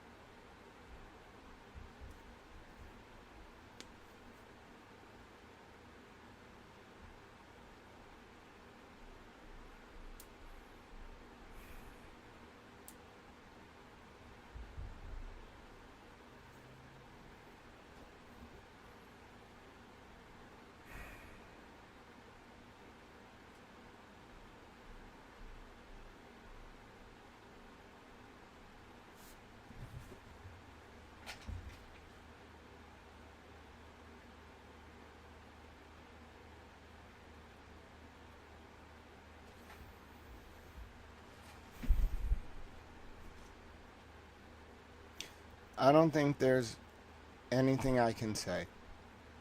I don't think there's any systemic solution I can offer you.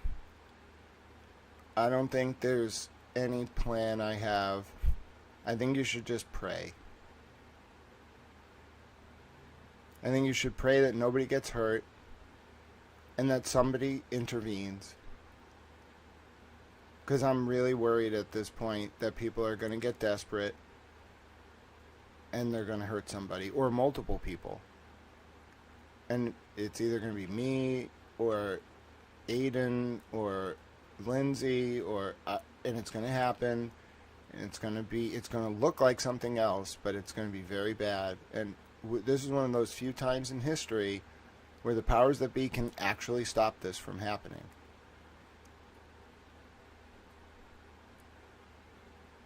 I always thought that just talking about it was enough. Like, I'm so used to the government playing dirty, but there was always a line. And if you just talked about it, it made it really hard for them to maneuver. And even when they got desperate, it would never be violence. It would always be like smears. It was online during an X space, and it wasn't a regular threat. It was not a regular threat. I wouldn't even call it like hyperbolic or heat of the moment.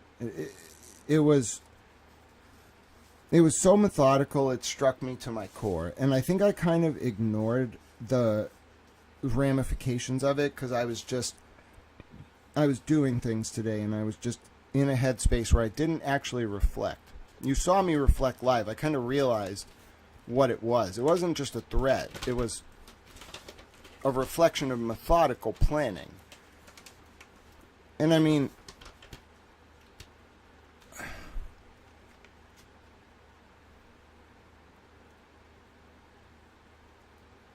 it's just not where I thought it was going to go. Okay, I thought people would it's the fucking criminal justice system. It's a high profile case. It involves like the government and elected officials and the police. I always knew there was an undercurrent, okay? But I thought the whole point of it being an undercurrent was you don't bring that shit into the public. I could not believe what I was hearing. Like, what are you so worried about? Like, only the mafia uses those kind of tactics. What are you so fucking worried about? You're gonna take them out in a fucking hit in the middle of the road? Bro, no. No. And that did not sound like a joke. It sounded like they'd been talking about this. And if it came to it, they were going to do it. Like, it sounded in particular like if Cosgrove gets removed, they were just going to murder him. No, we're not having it. Nope.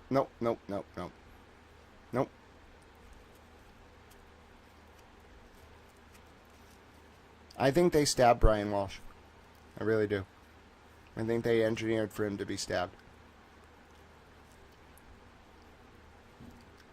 And I think Aiden's using the same strategy I would use, which is be very fucking public. Like, be very public all the time.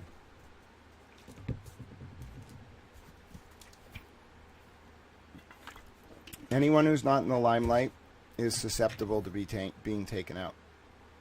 Even people in the limelight. Wow. I just can't believe they said it on a space. We're not even at the bombshell part of this, but how desperate do you have to be fighting over discovery in a criminal case to threaten someone's life? Hi, Joy. How are you?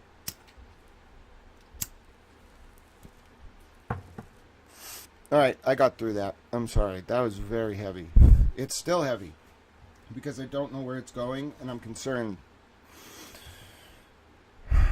But I think this next part kind of tells what they're so worried about. Why would Jen McCabe send a PI to Marty Kraft's... why would Jen McCabe send PI Marty Kraft to spy on Karen Reed to see who her visitors were in February of 2022?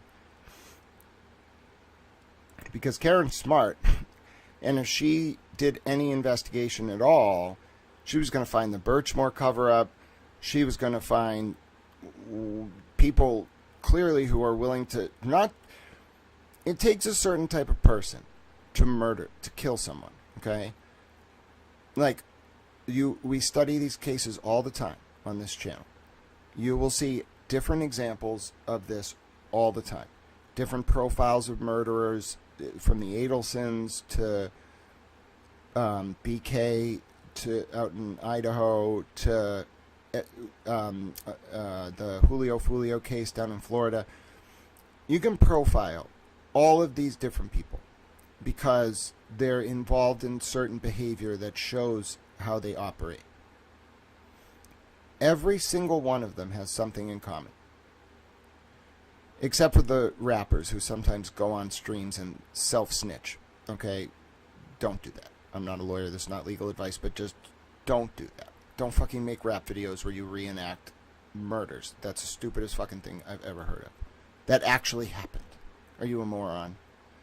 Anyway. They do not go in public and say, I'm going to do this. One, because that is fucking stupid. Two, even the people who talk like that, like whack the motherfucker, okay, clip them, whatever, they don't do it even in their own fucking homes because they assume they're bugged. Do you know how desperate, how reckless, how wanton, how unaccountable, how cowboy you have to be? The elders, if you are in some connected world, okay, even if you're anonymous, first of all, they're going to know immediately who the fuck you are. I don't care if you're an associate. I don't care if you're some fucking street hoodlum. They're going to be like, who the fuck went on a Twitter space and implied that they were going to do a hit on Aiden Kearney of all people? Not just implied, said they were going to do it. Spoke like they had been talking about it. Bro, that's fucking cowboy shit. Straight cowboy. You do not do that. That's you're out of your mind. You're going to bring down so much heat. Out of control. Completely out of control.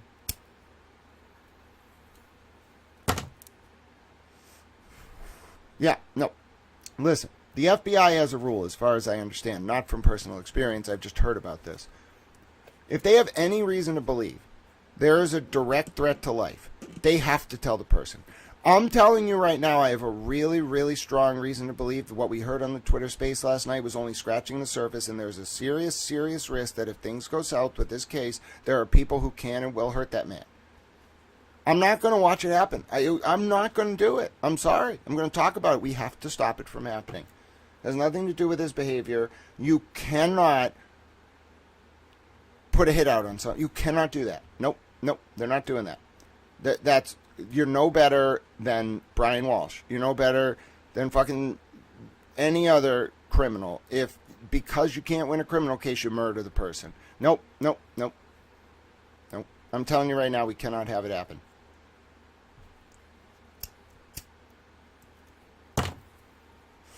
Fucking outrageous. Fucking outrageous, and it perfectly ties in with everything I've been concerned about, which is that anyone who gets his fucking Proctor discovery is a marked man. Fuck. He may have to go into WITSEC. I'm not kidding. They may have to actually put him in WITSEC. He's going to be a marked man the rest of his life. This is crazy. You know, that fucking Proctor extraction is like the fucking video from The Ring. Like, you see it, and it's a death sentence. What the fuck is on there?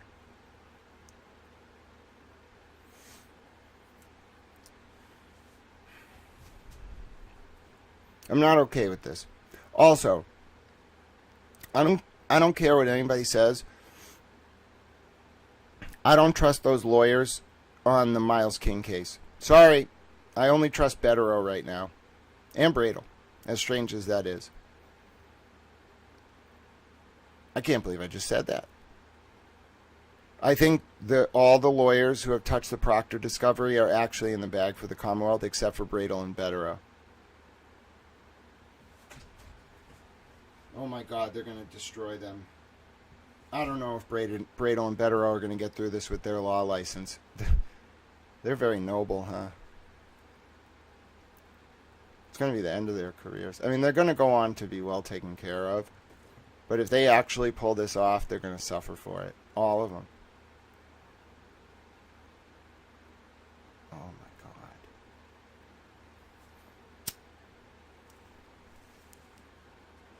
Yo, this cannot be happening.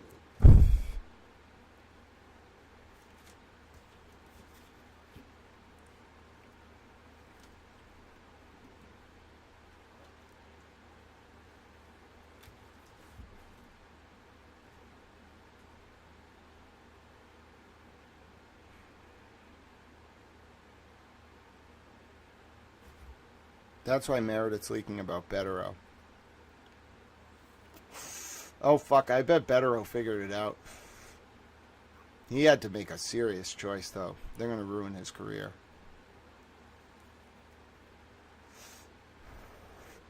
I think Bradle knows he's cooked. Fuck. I got played pretty hard, huh? By Kate and all those fucking rabid dogs. Fuck.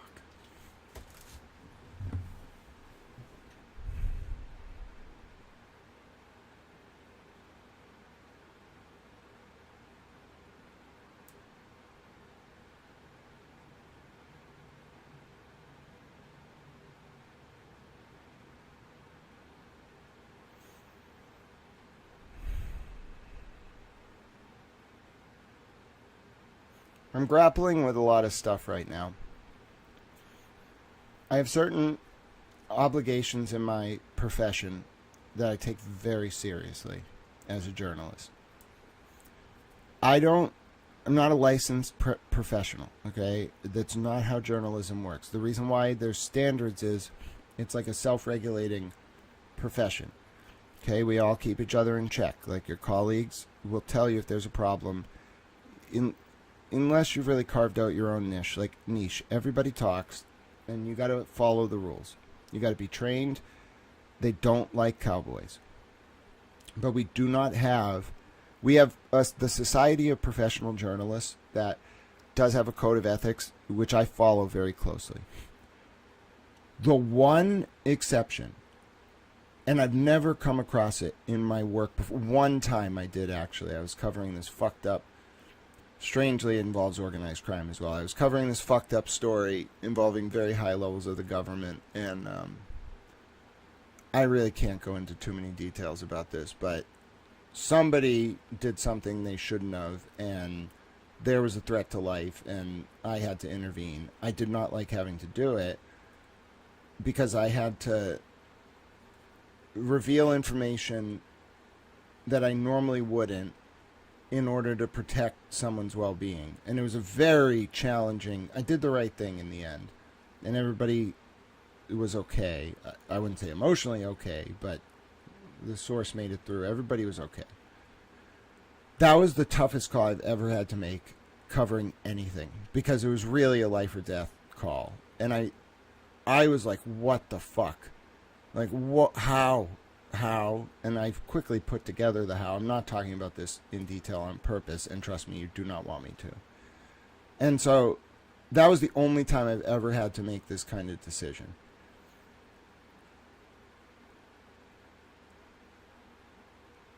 I mean, so Mark Betterow has me blocked. I wish he didn't. Because, like, somebody needs to tell him. I hope somebody can relay this to them. But what you heard last night was just scratching the surface. And I can only put it together inductively. Like, I've heard nothing that was directed. Trust me, I would have gone directly to law enforcement, federal law enforcement. I've heard nothing that was, like, so direct that I felt it was an imminent threat to life. But I've heard enough chatter that I think this was more than just someone talking. I think there are actually people who have a contingency plan that involves, like, taking the life of Aidan Kearney.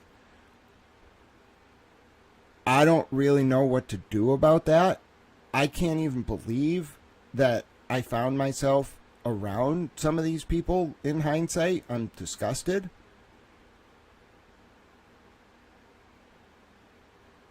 I just think someone needs to let them know. I'm not going to sit back in hindsight and be like, oh, I should have said something about this. I should have been more direct. I should have said what I was thinking or what I felt.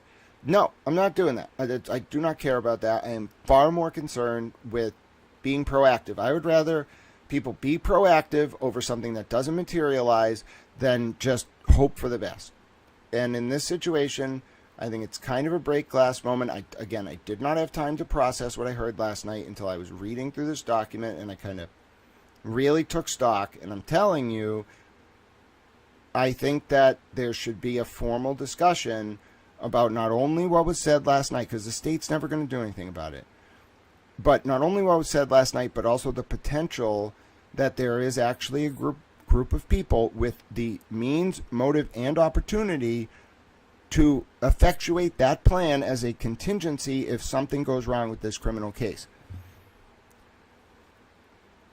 I can't have it. Joy, yes. So that is from August of 2022. Joy asks about the email between Karen and Alan. You want to know how I think that got out? Remember in one of the Karen Reed case documents, they talked about how Michael Proctor was going through Karen Reed's phone and found attorney-client privilege material? That was it. And then he leaked it. To who? Probably Kate Peta.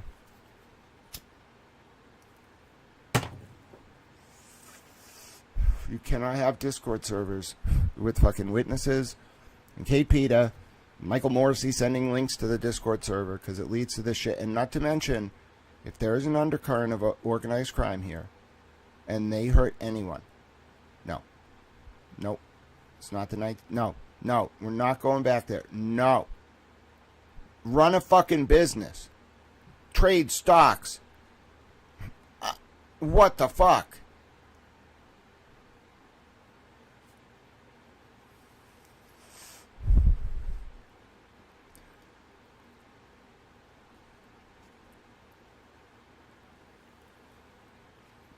I'm worried Aiden's in no man's land. He should not have fought with Karen. I know Karen's got her own perspectives, and I know Meredith probably intentionally drove Karen and Aiden apart to benefit Kate and Tully. But listen, Aiden needs allies, and Karen is his best friend right now. If Aiden pisses off the feds, they are not going to help him. The state is not going to help him. He's in no man's land. The worst place you can be is in no man's land right now. It's why I said on Twitter the other day, or on X, everyone is looking for a port in a storm right now. You do not want to be in no man's land. It is the worst fucking possible position. He has to, just for the good of this whole situation, he needs to be aligned with Karen. Meredith is going to make him and Karen pay a serious price for it. But they need to get over that. And Karen, I cannot believe she's aligned or talking to Meredith. Meredith is the most obvious fucking mole, in my opinion, I've ever seen in my entire life. Bro, Karen, background research. Meredith's parents, Canton, Milton, fucking the guys at the bar on the night of the fucking Apple Watch debacle. They knew her, Meredith, when she was a kid. And her parents. Meredith's ex is very good friends with a Canton cop. Bro. And the Rocco's Karen. Seriously, bro. Think. Did you run Nick Rocco's record? Did he catch any cases? Did he catch cases right before he won the lottery fucking twice?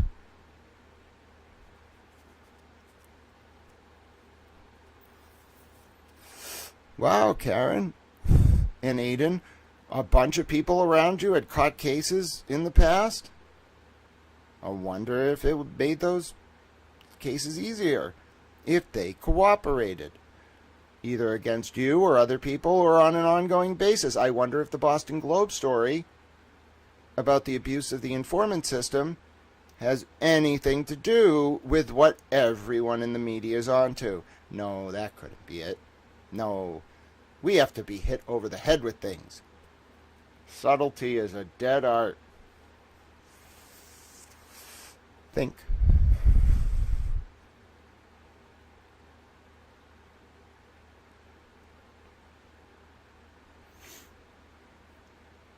And I don't know. I've never talked to Karen. Maybe I give her more credit than she deserves. Maybe Meredith's more manipulative than anyone realizes. I don't know. But I wouldn't have any of those fucking people near me. Bro, everyone... Oh my God. There is such a thing as a defensive briefing. If somebody comes in your orbit, you have somebody else defensively brief you about the third person. So you're like, bro, background research them. Are they using a fake name? Did they have another name in the past? Did they change their name? Did they live in some other state? Do they have a criminal record? Do they have some kind of debt that they're in? Are they a liability? Do they have like exposure because they do weird shit sexually and someone knows about it and is blackmailing them? You have to do that. When you have a mass fucking movement. Okay. COINTELPRO was the way that the intelligence community disrupted domestic activism that was a threat to the existing social, political, and cultural order in the United States. COINTELPRO never went away. It is just a tactic the police use to infiltrate mass movements. Free Karen Reed, giant movement. Turtle Boy, lots of people. Do you know how easy it is to fucking blend in a giant crowd of people who just support someone?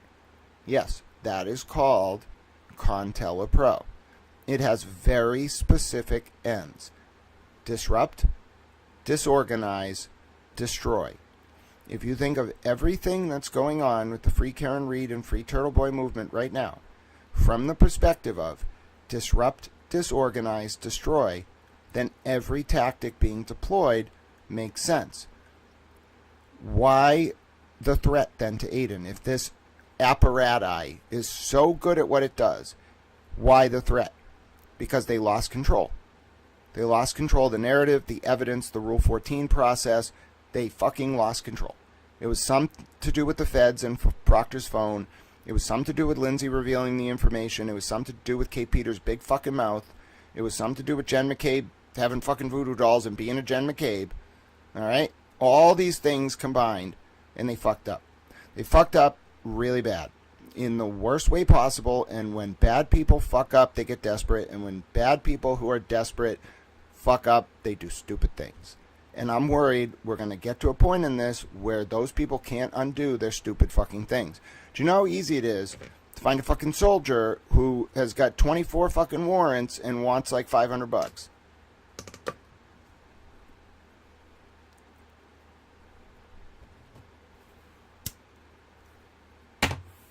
It's not going to be pretty. No one's going to get away with it.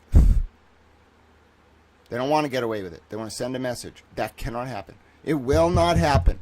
I'll spend an hour just talking about this in the middle of emotion, so it will not happen. I will force fate to intervene so that will not happen. He's got to wear a fucking vest. 1, he should not go out that often.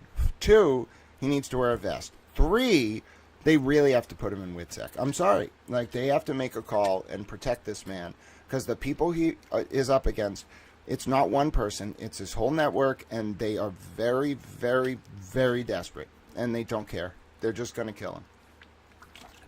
If they were willing to stab Walsh, they're going to kill him. And he also can't go to jail. They'll kill him in there. I'm somewhat convinced he was in PC for his own protection. Fuck. What did I get myself into? How do we get to this point? What? I mean, I feel called to do this. I feel like this is the right thing to do. But if you had told me 12 months ago, whatever, that this is how I would be using my skills to explain this all, I wouldn't believe you. I would have told you, get the fuck out of here. Absolutely not. Even though I knew about 80% of this, I still would not have believed you. It's incredible.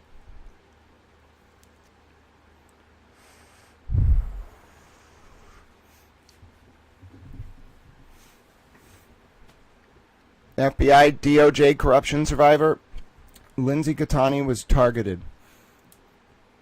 Her phone was leaked after Tully manipulated it to remove messages from himself to Lindsay and from Kate to Lindsay, as well as an audio recording that Lindsay was sent from Leah Genduso, a former state trooper who we all endearingly call Bathtub. You will not last more than 5 minutes if you try to run interference for that unit right now. Did you listen to that X Spaces last night, FBI DOJ? No, because I think we're going to change your name to Mass State Police Enabler.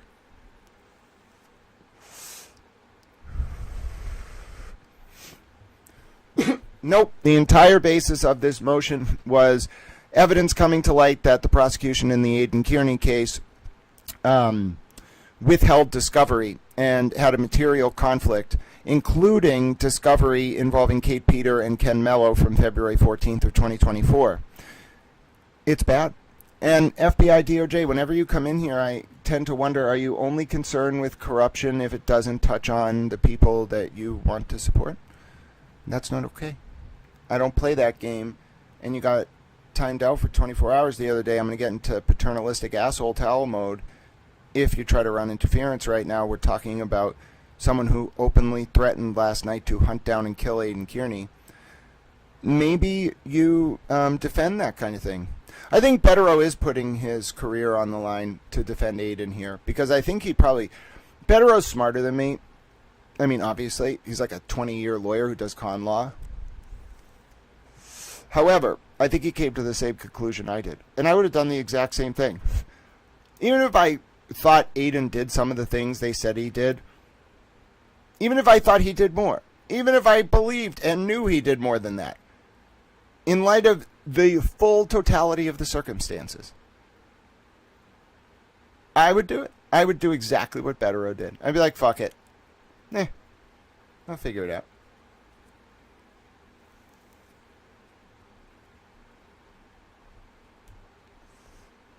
I have a lot more respect for Betterow. And Bradel now. Bradel was a dick to Lindsay, though. He's kind of repenting. Have you realized yet that if you're a dick to Lindsay, you have a problem with me? And if you're not, I'm generally okay with you. All right. So, a defendant has a constitutional right to attack a witness's credibility by establishing that witness's bias and motive to falsely accuse him. Commonwealth v. Buey.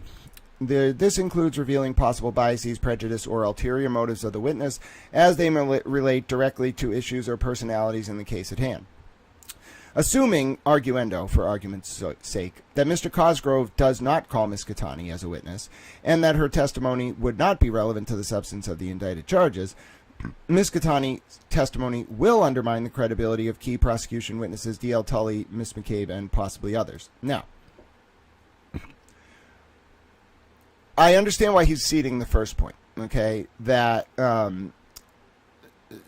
Cosgrove might not call her. However, I want to point out that it was Brian Tully himself in the Karen Reed search warrant affidavit who labeled Lindsay Gattani as a witness in the 2023 cases.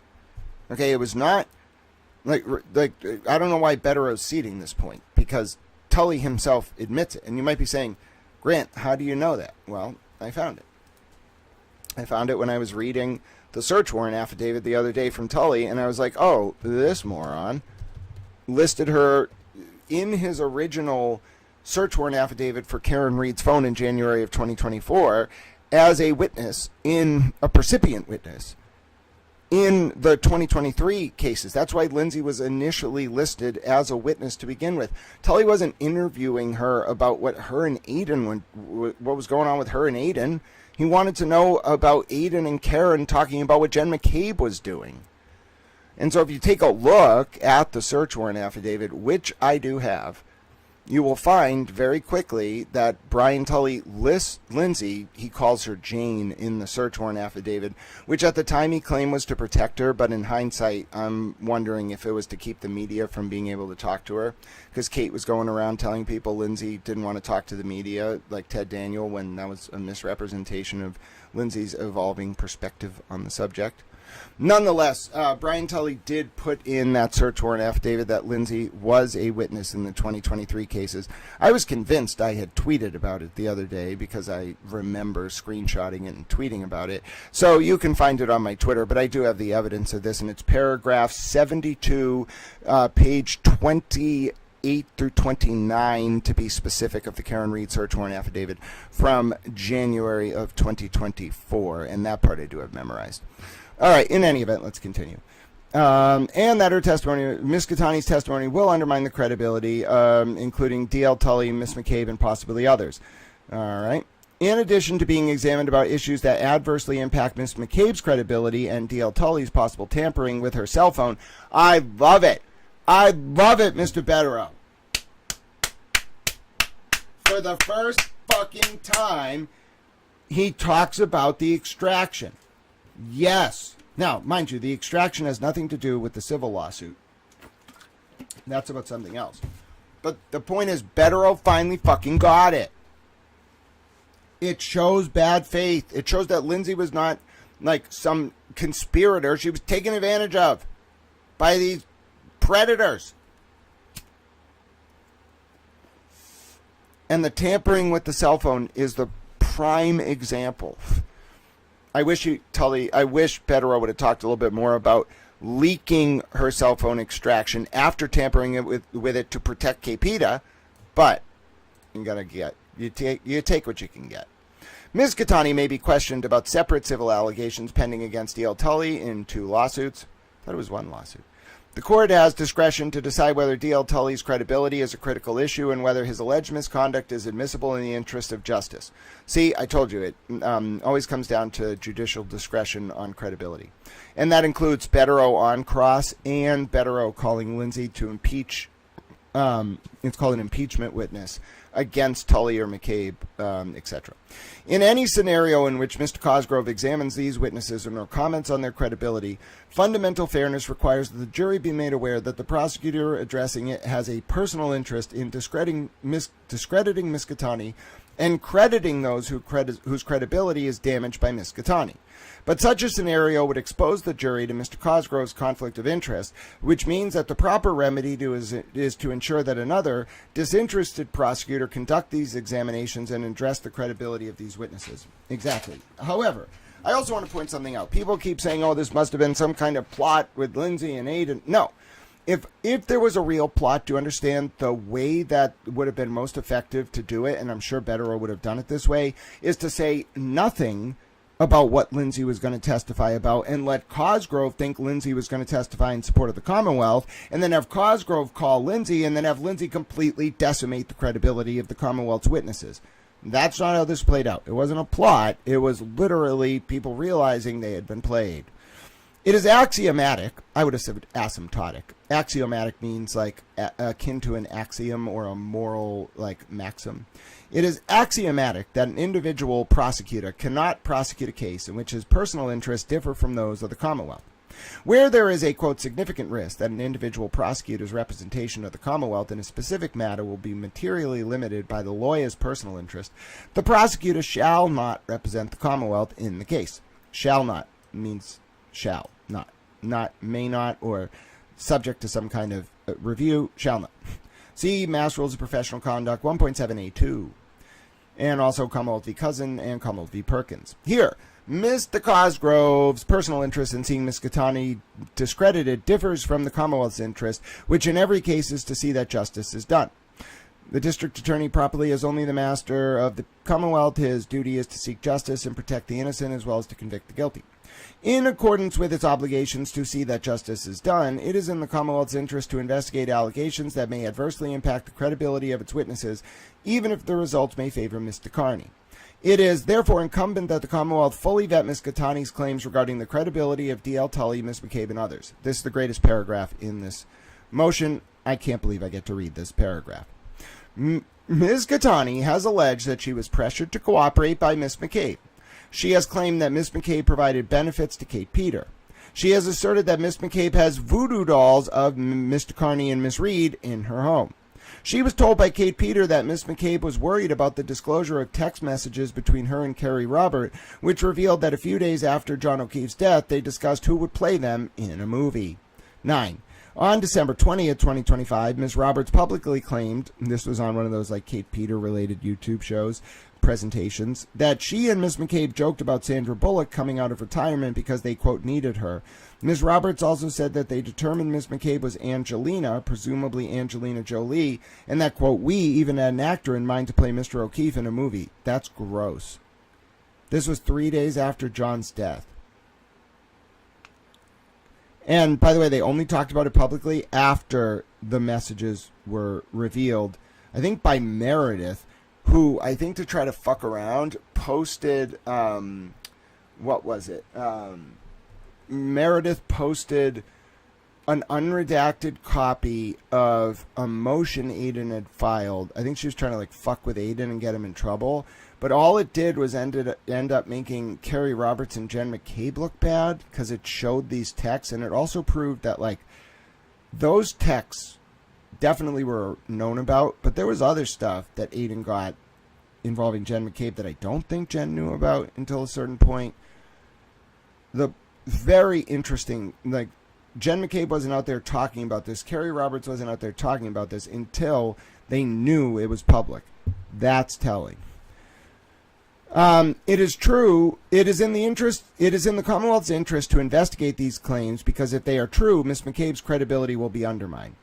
Ms. Catani will testify that D.L. Tully intentionally mishandled her cell phone by tampering with and or deleting its contents. D.L. Tully will deny this. Mr. Cosgrove has accepted D.L. Tully's explanation without any further investigation. Oh, thank you, Mr. Betterow. Clearly, these issues are relevant to D.L. Tully's credibility, and the jury should not be ignorant to the fact that the prosecutor addressing it has a personal interest in favoring D.L. Tully over Ms. Catani because he was sued by Ms. Catani and is D.L. Tully's co-defendant. Two different things. The cell phone is not related to the lawsuit. I don't know if Betterow is just being obtuse or whatever, but it is not related to the lawsuit. The cell phone extraction is not related to the lawsuit.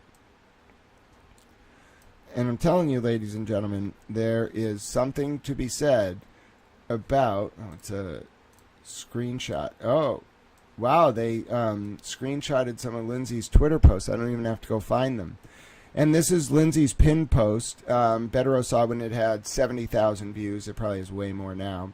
What really happened with my phone extraction and how demoted MSP DL Brian Tully was involved. More information has come to light and will be addressed in the near future. And then it shows Lindsay's great video. I think she put it together with like a Google program. It's really good. Meanwhile, Brian Tully ordered Ken Mello to intentionally release 15 unredacted years of my phone extraction as a witness to essentially nothing. Ted Daniel is the bravest reporter in Massachusetts. Say the names of the corrupt. Brian Tully, John Fanning, Michael Morrissey, Kate Peda. Lindsay Catani, quote, let me be very fucking clear. Michael Proctor, as Emily D. noted, is a problem. But the problem is the people who enabled his behavior. Anyone who is refusing to say the names are cowards. Brian Tully, Brian Tully, Brian Tully, Brian Tully, Brian Tully, Brian Tully. And if you are a man, men who I thought were good men, and you are too scared to speak the truth, it will not bode well for you, because I will never quit using my voice. Bank on it. Gotta love Lindsay. So that was the... Where were we in the motion? That was the statement about tampering. And then Betterow argues that it's a clear conflict because the evidence shows that Tully manipulated that extraction to protect Kate Peter and himself and then released it unredacted despite Ken Mello making a promise that they would redact the extraction. Betterow's got to tread lightly because Aiden and Bradel took the bait and let Broyles release the extraction, which made them culpable, and so they can't really expose too much about that. But it's a really good argument for Aiden because, in essence, Tully exposed his own bias by way of how he handled Lindsay's phone, and now Betterow is the one arguing to get justice for Lindsay about Tully leaking the phone. Now, Betterow's only doing this because it advances his argument that Tully and Cosgrove have an intractable bias that Lindsay is, at the very least, related to Tully and Jen McCabe, going to be used to impeach as a defense witness. So lawyers are kind of shitty like that. Like, I just care about the fucking justice of it all, the moral principle.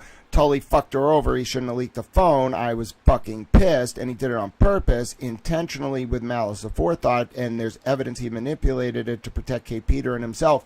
I was fucking rip shit, especially after the promise from Ken Mello. But, like, lawyers only argue a point if it benefits their client's interest. So I'm just kind of glad that Betterow got to this point, but, like, I hate the fucking profession of law in some sense, because I think you should argue for positions because they are the morally right thing to do.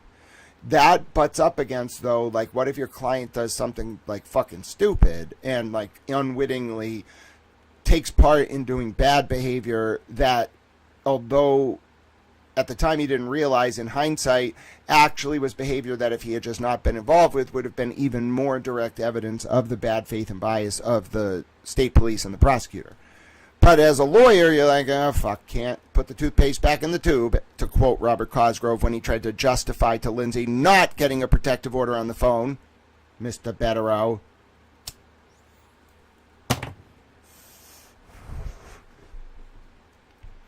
I'm a harsh critic. What do you want from me?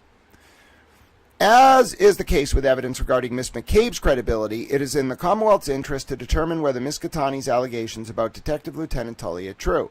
But it is in Mr. Cosgrove's personal interest to simply credit Miss McCabe and his co-defendant, D.L. Tully, and to discredit Miss Catani.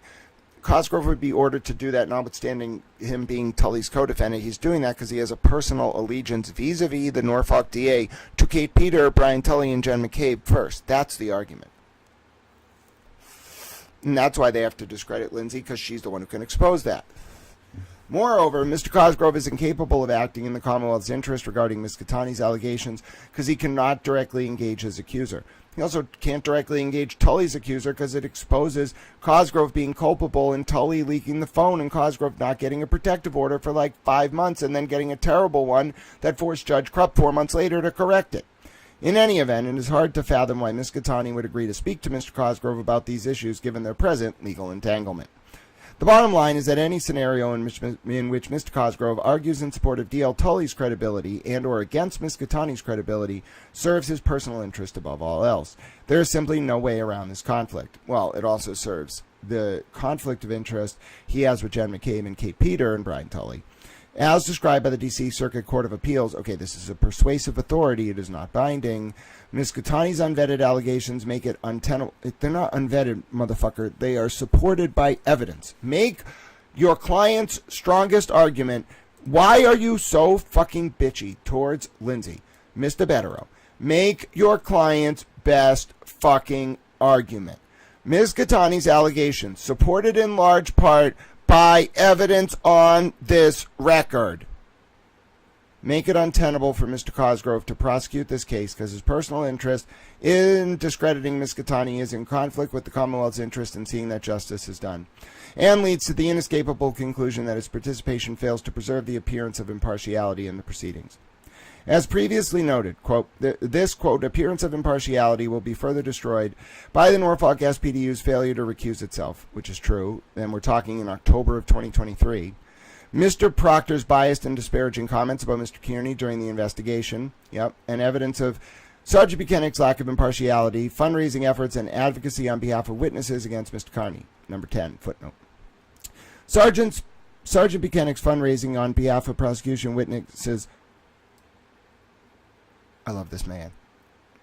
I know what he's about to say. I'm not going to read it. I want to tell you. He's about to fucking say it subjects all the fundraising to Rule 14. Isn't he?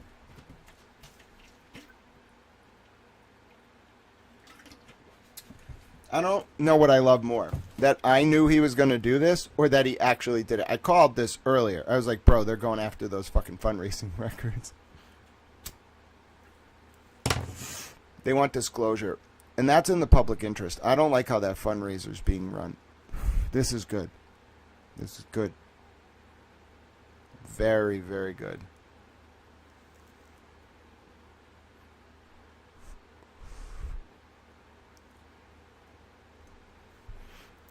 Sergeant Buchanan's fundraising on behalf of prosecution witnesses obligates the Commonwealth under Brady, Giglio, and Rule 14, those are the cases on discovery, to investigate and then disclose any evidence that tends to show that the McCabe's and Alberts were offered, sought, expected, or received any possible benefits related to Sergeant Buchanan's solicitation on their behalf. This includes communications between and among Sergeant Buchanan and the witnesses, and records of money received by the witnesses related to Sergeant Buchanan's request for donation. Oh, he fucked him. I love Betterow. I also understand why people hate him, but I love him. You don't want to be against him, bro. Like, you... First of all, I just want a little credit because I told you in the beginning, without reading this, I did not read this footnote on my skim. I knew he was going to do this. I called it. I think I can do this. I have a lot of good ideas. I say a lot of interesting things, and I predict things. Absolutely nailed it. All right. I'm looking at the chat. We have a rule against personalities. Don't make me bang my towel gavel. You can engage all you want on merit, just no personalities here. We do not like engaging in personalities. That means talk about ideas, not people. All right, here we go. In these circumstances, it is improper for a prosecutor to participate in a case where a threat to his personal and professional reputation is created by a bona fide civil lawsuit alleging bad faith in the performance of his official duties. No shit. Wait, and your site is what? Id?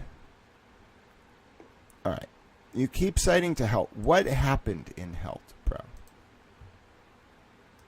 Come on, Olivia. Did you put a good summary for us? Nice. She used Lexis. All right. What happened in this case, bro? 1981. Is this about Watergate? I swear to God, if this is about Watergate, I'm going to lose my mind. Following preliminary proceedings, defendants were convicted in accordance with a disposition agreement before the United States District Court, so it's federal court, for conspiracy to obstruct justice and other offenses in the cases of 6 of the defendants, of conspiracy to burglarize government offices and steal documents in the case of one of the defendants, and of misdemeanor theft of government property in the case of another defendant. Defendants appealed. The court held that 1, prosecution for conspiracy of defendant who concealed purpose and scope of his criminal activities and subsequently told a false story to a grand jury was not barred by his agreement to plead guilty to misuse of a government seal, even though government had promised not to charge defendant with any other possible violations arising out of events giving rise to a guilty plea. 2.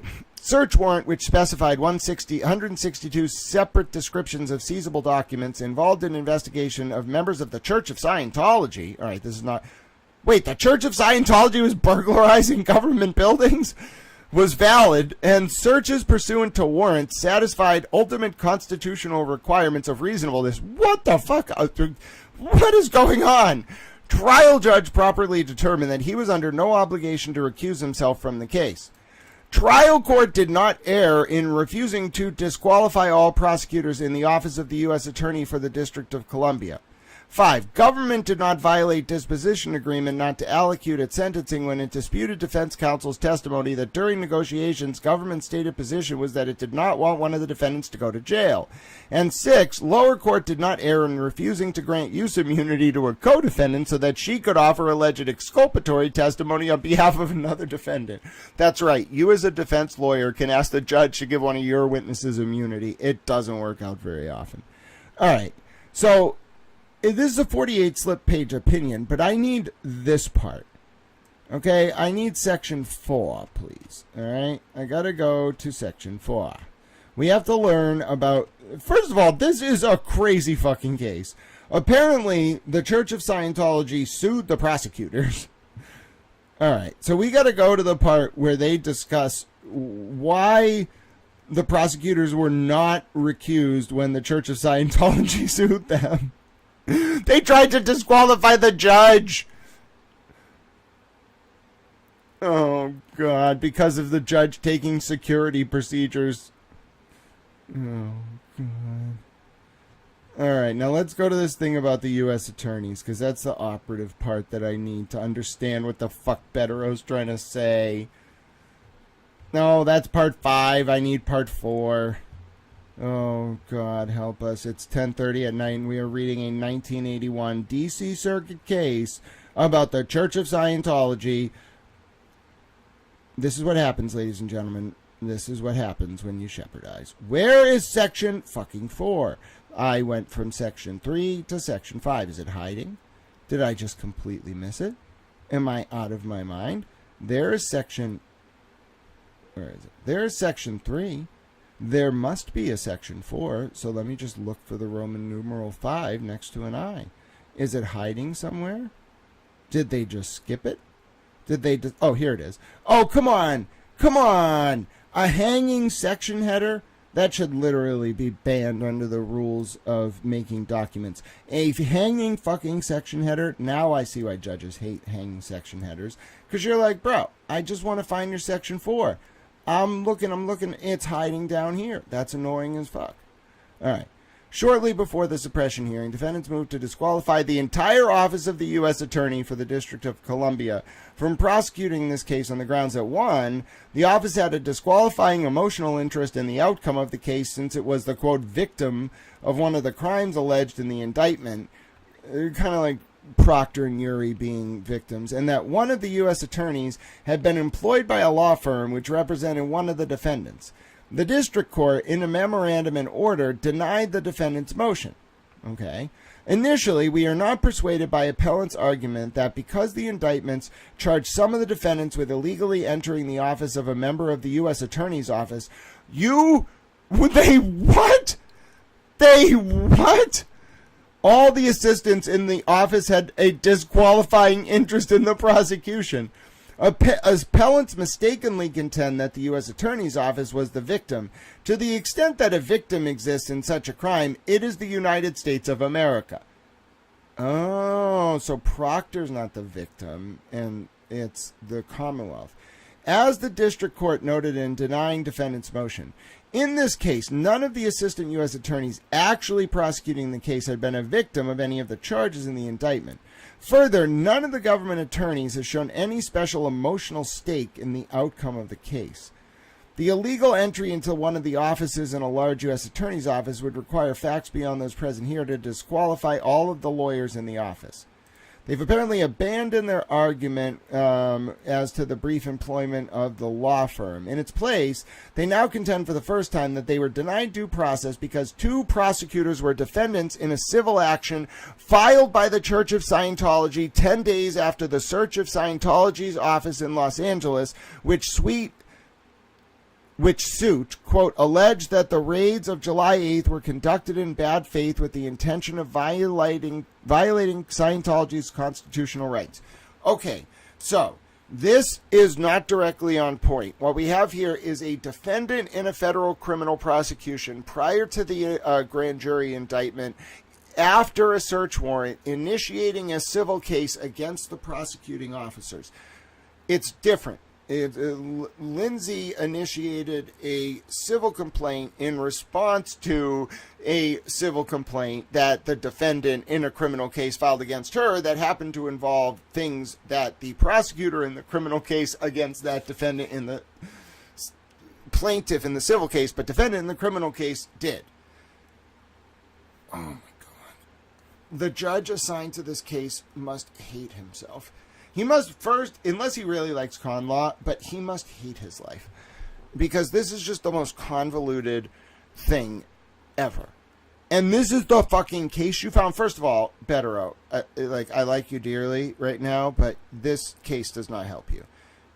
They lost the recusal motion. This is the best you could do. A 1981 persuasive Sixth Circuit case that is an opposite to the point you're trying to make, where the Church of Scientology lost the recusal motion. All right, Mr. Bettero, let's find out why you found something in here that is somehow useful to your argument. All right. Because of the failure to raise the matter before the district court, we hold that the issue is waived on appeal. This is not a court of original jurisdiction. We recognize that this principle must give way whenever justice so requires, but our analysis of the record does not indicate that it is such a case. Yeah, generally, don't burglarize the U.S. Attorney's Office. That seems to piss off the federal judges. We take this opportunity, however, to discuss the due process concerns raised by appellant's motion. We conclude that whether the supposed interest of the prosecution in such a situation is characterized as a pecuniary one, monetary, or as a personal or emotional one, the due process argument is without merit on the facts of this case. It is, of course, improper for a prosecutor to participate in a case where he has a pecuniary interest in the outcome. The threat posed to a prosecutor's interest in his personal and professional reputation by a bona fide civil action alleging bad faith in the performance of official duty should give rise to similar concern. The conflict in such cases arises because a public prosecutor, as the representative of the sovereign, must seek justice to protect the innocent as well as to convict the guilty. We see where he got that. Betterow mentioned it. It comes from a dissent from Roberts, affirmed by an equally divided court. No, dissenting from an affirmance by an equally divided court. Our system of justice accords the prosecutor wide discretion in choosing which cases should be prosecuted and which should not. If the prosecutor's personal interest as the defendant in a civil case will be furthered by a successful criminal prosecution, the criminal defendant may be denied the impartial objective existence of that discretion to which he is entitled. The government contends that prosecutors cannot be disqualified when sued by a defendant because defendants could remove them whenever could remove whichever prosecutor they please simply by suing him. The defendants contend that this is not so because all acts of a prosecutor taken in his quasi-judicial capacity enjoy the protection of absolute immunity, see Embler v. Pachman, and that therefore any suit complaining of an action taken in a prosecutor's quasi-judicial capacity would be frivolous and non-disqualifying. In contrast, when a prosecutor actually participates in a search, he is engaging in an investigative rather than quasi-judicial activity. Oh, that's why prosecutors don't go to search warrants. And therefore loses his absolute immunity from suit if he actually participates in a search. Oh, so Tully has no immunity because he actually searched Lindsay's phone. Oh. Although he retains a good faith qualified immunity. No good faith, Mr. Tully, if you edited the extraction. This distinction in principle between quasi-judicial and investigative functions persuades us that a criminal defendant cannot routinely remove prosecutors he dislikes or fears by suing them, unless the defendant can complain of some action taken by the prosecutor outside of his quasi-judicial capacity. Such suit will generally be barred by absolute immunity. Absolute immunity does not extend to a prosecutor engaged in essentially investigative or administrative functions. However, the distinction serves the public interest in the administration of criminal justice. Most prosecutors participate in searches to some extent by drafting applications and giving legal advice. Oh, okay, so they can do that. So that's encouraged. So, yeah, why the fuck didn't Tully call Mello? Bro! A loose disqualification rule based on legal advice rendered in official capacity could disrupt the orderly process of criminal prosecutions without rendering any corresponding benefit to the public. Although we thus recognize in principle the possibility of a disqualifying conflict arising out of a prosecutor's status as a civil defendant, we are nevertheless of the opinion that any conflict of interest that might have existed because two of the assistants here involved were made defendants in an action brought by Scientology based upon participation in an alleged legal search and seizure did not amount to a due process violation that would require vacation of appellant's sentences.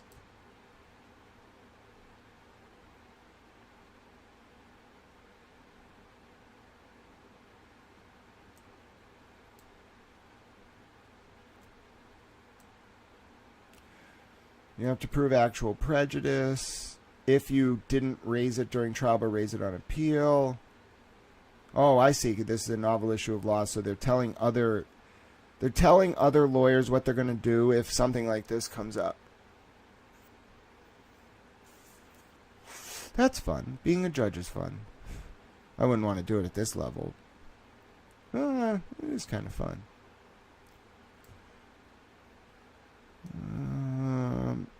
To the extent he might receive relief from a prosecution solely on a showing of potential prejudice, he would be the undeserving beneficiary of a rule that attempts to promote the public good. In our judgment, the strong governmental interest in expedient proceedings justifies a rule that gives the defendants on the facts of this case relief only if they can demonstrate prejudice, otherwise the convictions will stand. There's no claim of actual prejudice in the outcome of the prosecution. In arguing that the pending civil suit produced a prejudicial conflict of interest in the prosecution, they argue that dismissal of the civil suit against the AUSA is a bargaining chip in the disposition negotiations.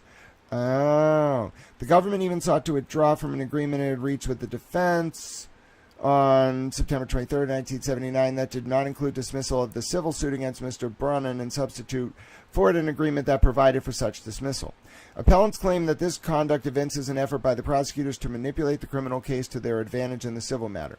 We note in passing that these same facts would equally well support the conclusion that defendants, by initiating a highly questionable lawsuit, were attempting to create for themselves a bargaining chip in order to obtain more favorable disposition of the criminal charges in the indictment.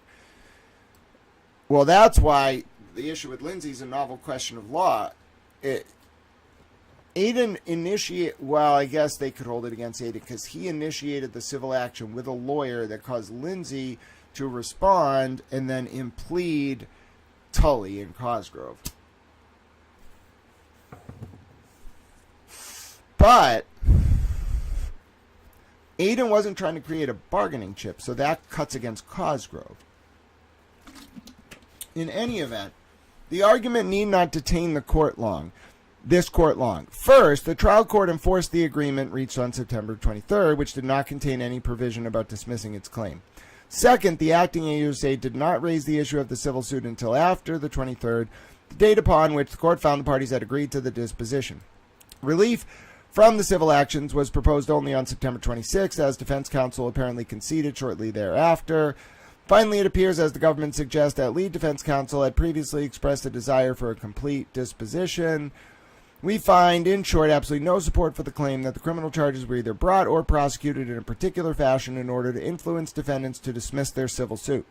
The government had previously acquired, as the affidavit for the search warrant fully supports, very substantial evidence of monstrous criminal offenses which no responsible AUSA could refuse to prosecute.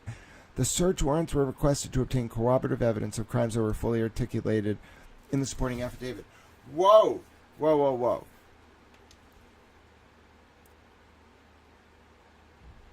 Oh. Wow.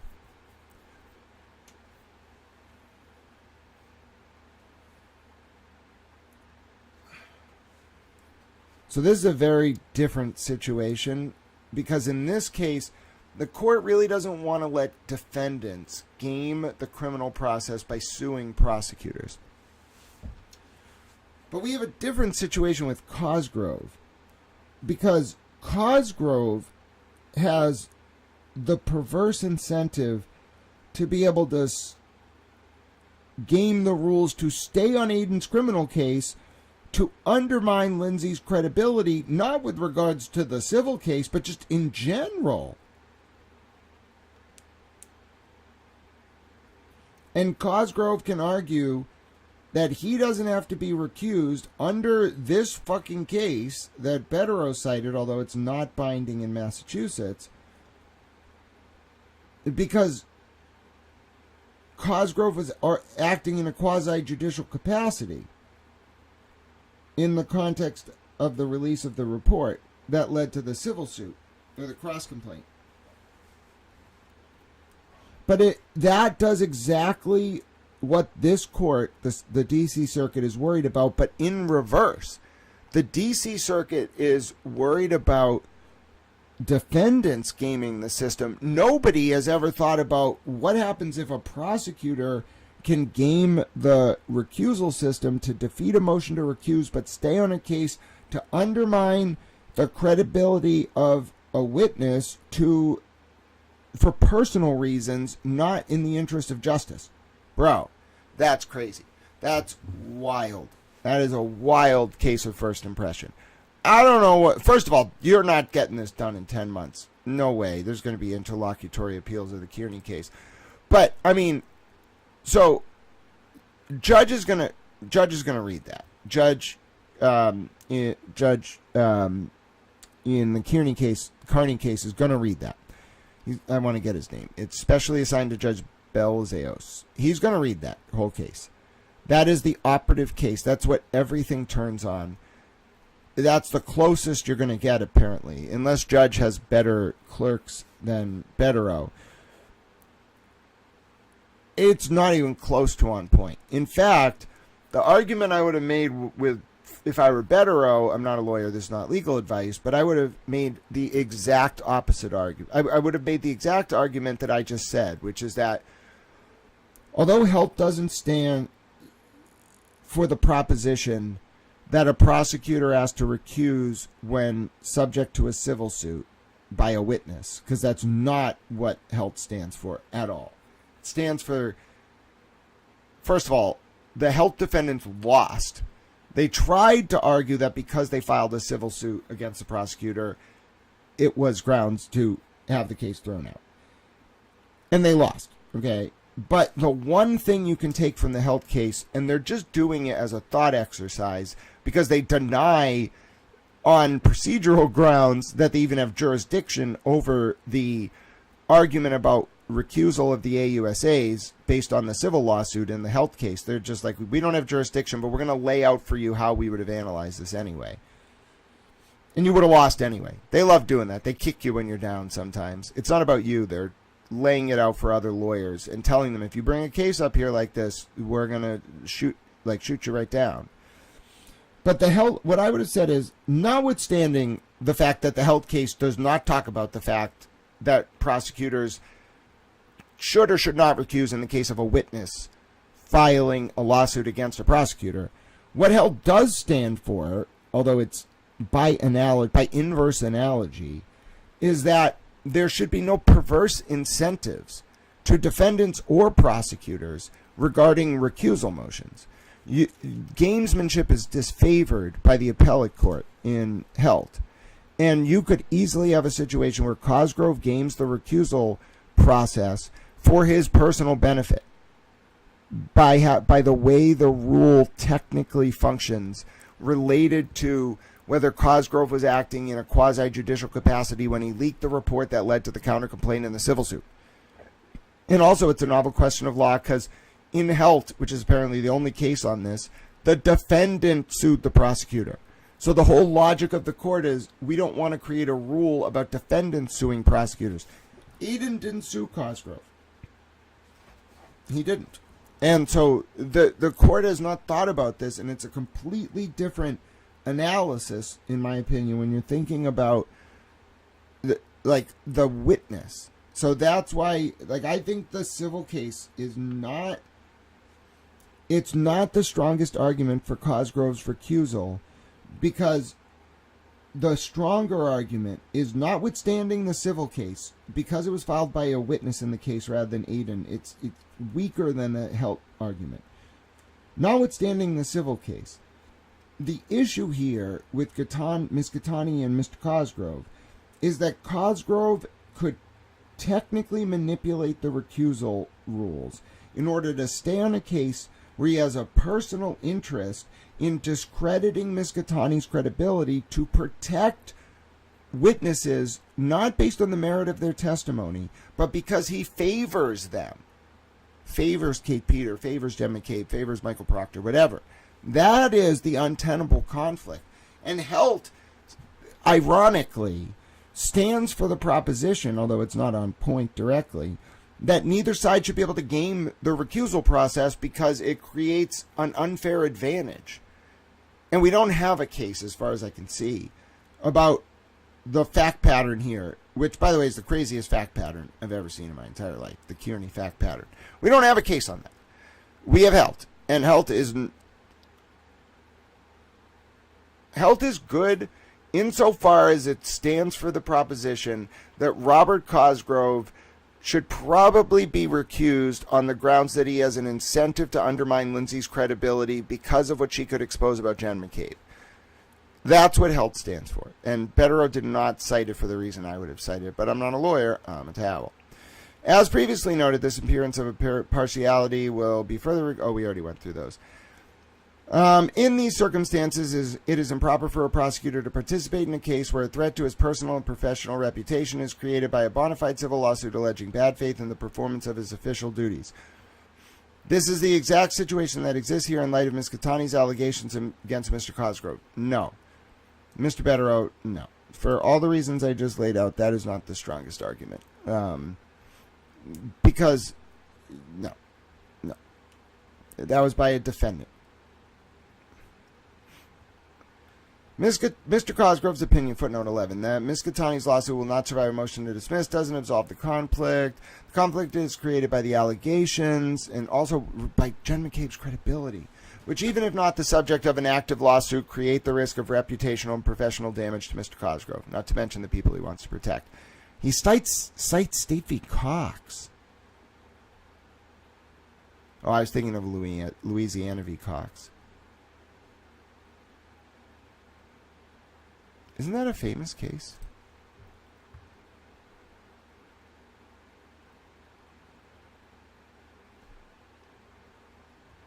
Why do I know this case? I think it was a free speech case. I don't know. I've heard about it before. Accordingly, given the need to promote the appearance of justice, a trial court on a timely motion should disqualify a prosecutor from participating in a criminal action when he has a personal conflicting interest in a civil case. And then he cites the Dunlap. Okay, so now we got to read Dunlap as well. What does this stand for? How long is this one? It's only 7 pages. Synopsis. Defendant was convicted. All right. Affirmed. Even though the district attorney who prosecuted the case also represented the victim. What? No. This is about a case where a DA who prosecuted the case represented the victim in a civil suit arising out of the same transaction. And that was affirmed. Did this go all the way up to SCOTUS? No. No, this is like, what is this? What court are we in? It's the Supreme Court of Pennsylvania. It's a state case. I was like, Jay Roberts. No, it's from 1981. I thought it was just 1977. So first of all, it's a state case. Second of all, it's from Pennsylvania. Third of all, in this case, the prosecutor represented a victim in a civil case against a defendant. No, Mr. Betterow. No, stop it. Stop it. The judge is going to ruler slap you for that one. Come on. You could, come on. There's got to be some, I guess it's a very, very novel area. I mean, I've never heard of anything like it. But let me just tell you right now. I mean, come on. Come on. This is outrageous. That is not the fact pattern at all. And what's ironic is even, all right, so say Robert Cosgrove was like, Lindsay, I'm going to represent you in the civil suit against Aiden. Against himself, apparently. Even then, they wouldn't allow the argument for recusal. I can't.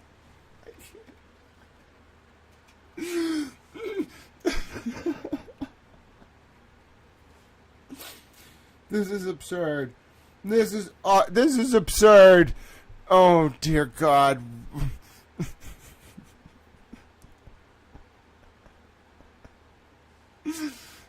Why does our legal system function this way?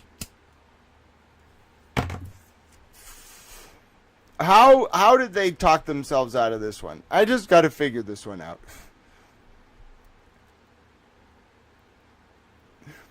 The conflict had to show that the resulted in fundamental error. All right. No, I want the thing on the recusal.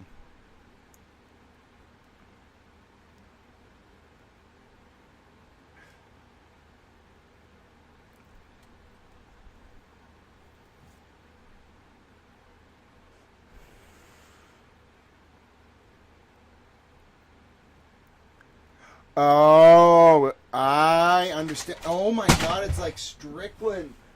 Oh, this is brutal. Okay, so I'm starting to see a pattern. Yeah, Betterow's not fully representing this standard. Bro, it's actual prejudice. So, I'm not a lawyer, this is not legal advice, but Strickland v. Washington is the test on appeal for ineffective assistance of counsel.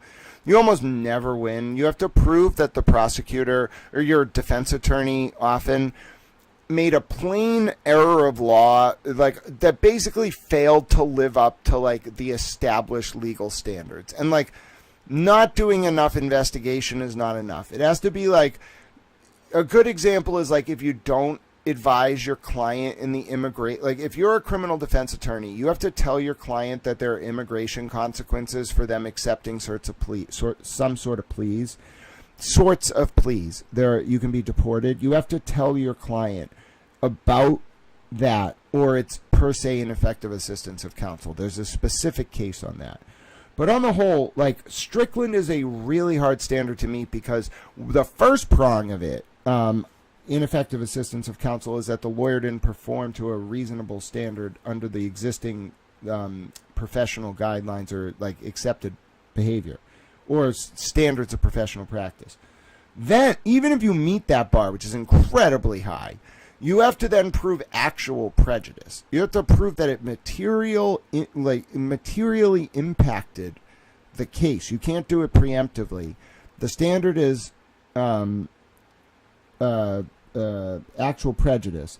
And to show that, you have to show that not only did it impact the case, but that the outcome of the case would have been different, notwithstanding, because of whatever the error you allege happened occurring. Like, if the error had not occurred, the outcome would have been different.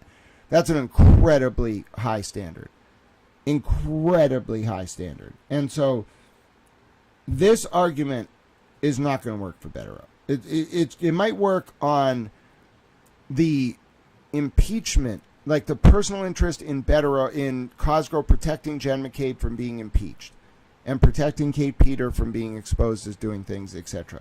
That's the argument. This recusal about the civil case argument is not going to work.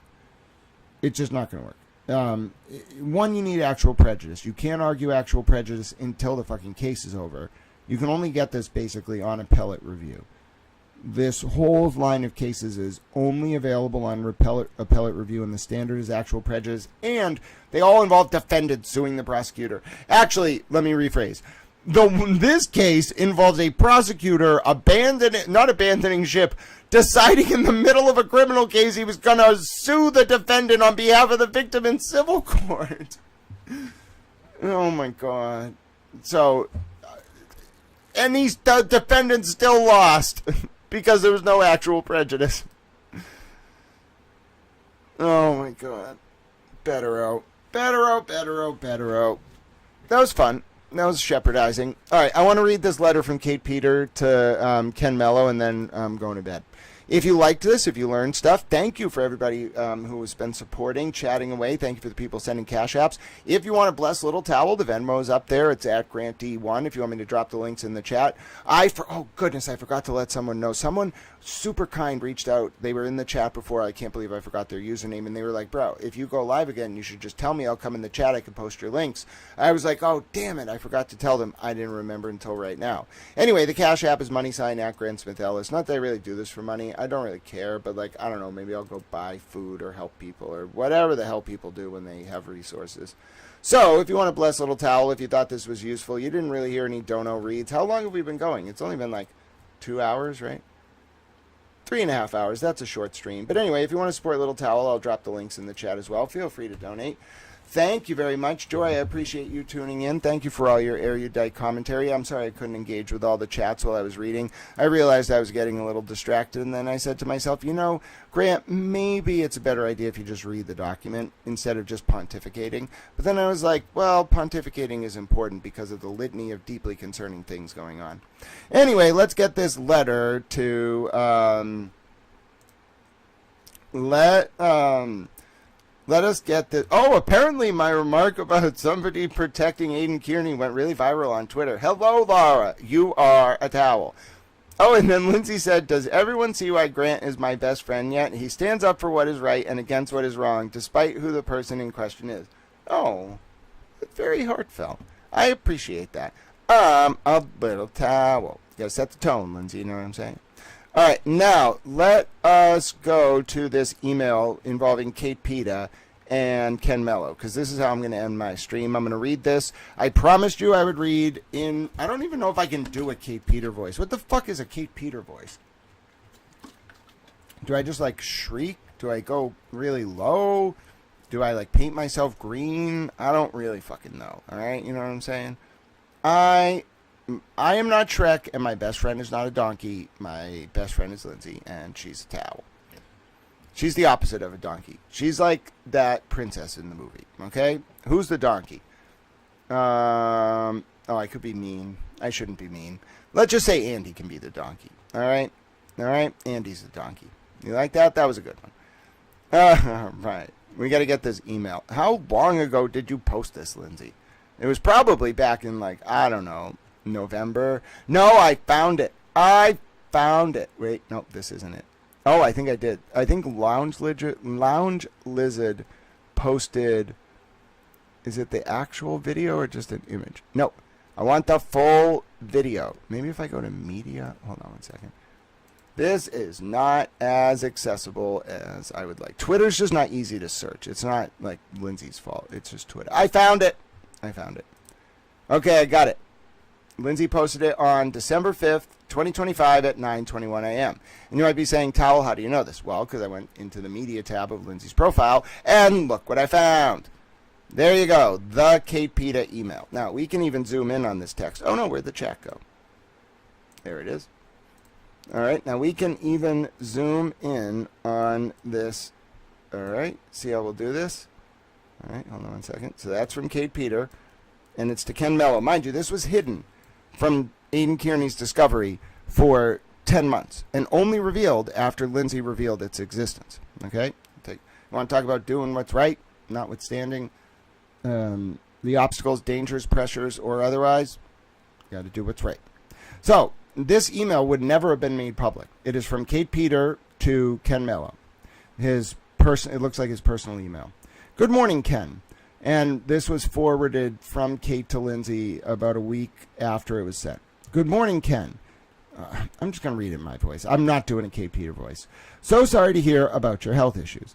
Per our brief conversation, so they were talking before this, I have attached the screenshots of text messages posted to Facebook by Jennifer Altman, purported by her to be between herself and Tim Bradel. The original post was in a private Facebook group called Jennifer Altman Was Rude, but at least she has facts. Created and administered by Altman. 1. I've also noticed a couple things about Bradel's argument just as a layman. Oh my God, Kate is a man. Oh my God, she called herself a layman. That's it. Undisputable proof. Listen, I'm just quoting Kate Peter. I am not saying she's a man. I'm just asking the question, why would someone refer to themselves as a layman if they're not a man? She didn't call herself a lay Shrek. She didn't call herself a lay woman. She called herself a lay man. Okay? Is that indisputable proof that Kate Peter is a man? No, I'm just saying it raised serious questions. You want to be a man, that's absolutely fine. I'm not going to hate on you. But at least be a little bit more open about it than, And by the way, Kate Peter misgendered her own child in front of me, so I have no sympathy for her at all. And I'm only mocking her because I think that was vile, by the way. I'm not normally mean about that kind of thing. She was mean about it, though, to her own child, to me, and therefore I get to mock her about it. Anyway, the fact that she's starting to offer legal advice about the Aidan Kearney case, Duck's like, I knew it! Damn right, Duck. Good to see you, my dear friend. How are you doing? Who else do we have with us? Troy, you're still chatting away. Great to see you. Hello, Melissa. You are a super towel. Yeah, I wish I could do the fingernails on a chalkboard voice. Not happening. 2646, great to see you, my dear friend. All right, here Kate goes. 1, Aidan never informed the jail, Bradel. This was about when Bradel accidentally put, Jen Altman on a paralegal list so that Altman could have unmonitored jail calls with Aidan. And then some New York firm said that Altman was a paralegal or somebody was a paralegal. Oh, no, I know what it was. Bradel listed Altman as a lawyer. Jen Altman, Esquire. Now, she was a paralegal, I think, or somebody said she was doing paralegal work. Maybe she was on that letter from Good Counsel Services. I don't remember. The point is, Bradel labeled her as an attorney. So this is Kate bitching to Ken Mello about how Bradel accidentally labeled Jen Altman as a lawyer so Jen Altman could have jail calls with Aidan. Bradel never informed the jail of the mix-up, despite representing to the court that he had. His statement was pretty well impeached by testimony from the jail employee. Number 2, the letter Bradel provided from Demborowski, which is the Good Counsel Legal Services, is dated 1/24/24, the day he was served with your emergency motion. How do you... What the fuck, bro? She was coordinating this fucking thing. suggesting, to me anyway, that there was no prior conversation, at least in writing, about these paralegal interns. Furthermore, per Ms. Dembrowski's own verbiage, she suggested to the volunteers that they might make themselves available to Mr. Bradle, not that she suggested the use of the volunteers to Mr. Bradle directly, as he has suggested in his response. Each of these volunteers have ties to Aiden that predate his October 11th hearing by at least months, if not years, and no visible ties to either law firm. Bro, she's researched all these people. She thinks she's a fucking prosecutor. I've also attached some other items explained below. Oh, too fast, Lindsay, too fast. Lindsay screen recorded it, so I have to go very slow. As I'm sure you are aware, I am in contact with many of the named witnesses in both cases, 2023, 2024, that's what she's referring to, and have been operating on a volunteer basis as support and advocacy. They share their concerns with me, and I do what I can to educate myself and them on the pertinent laws and court process to the best of my ability.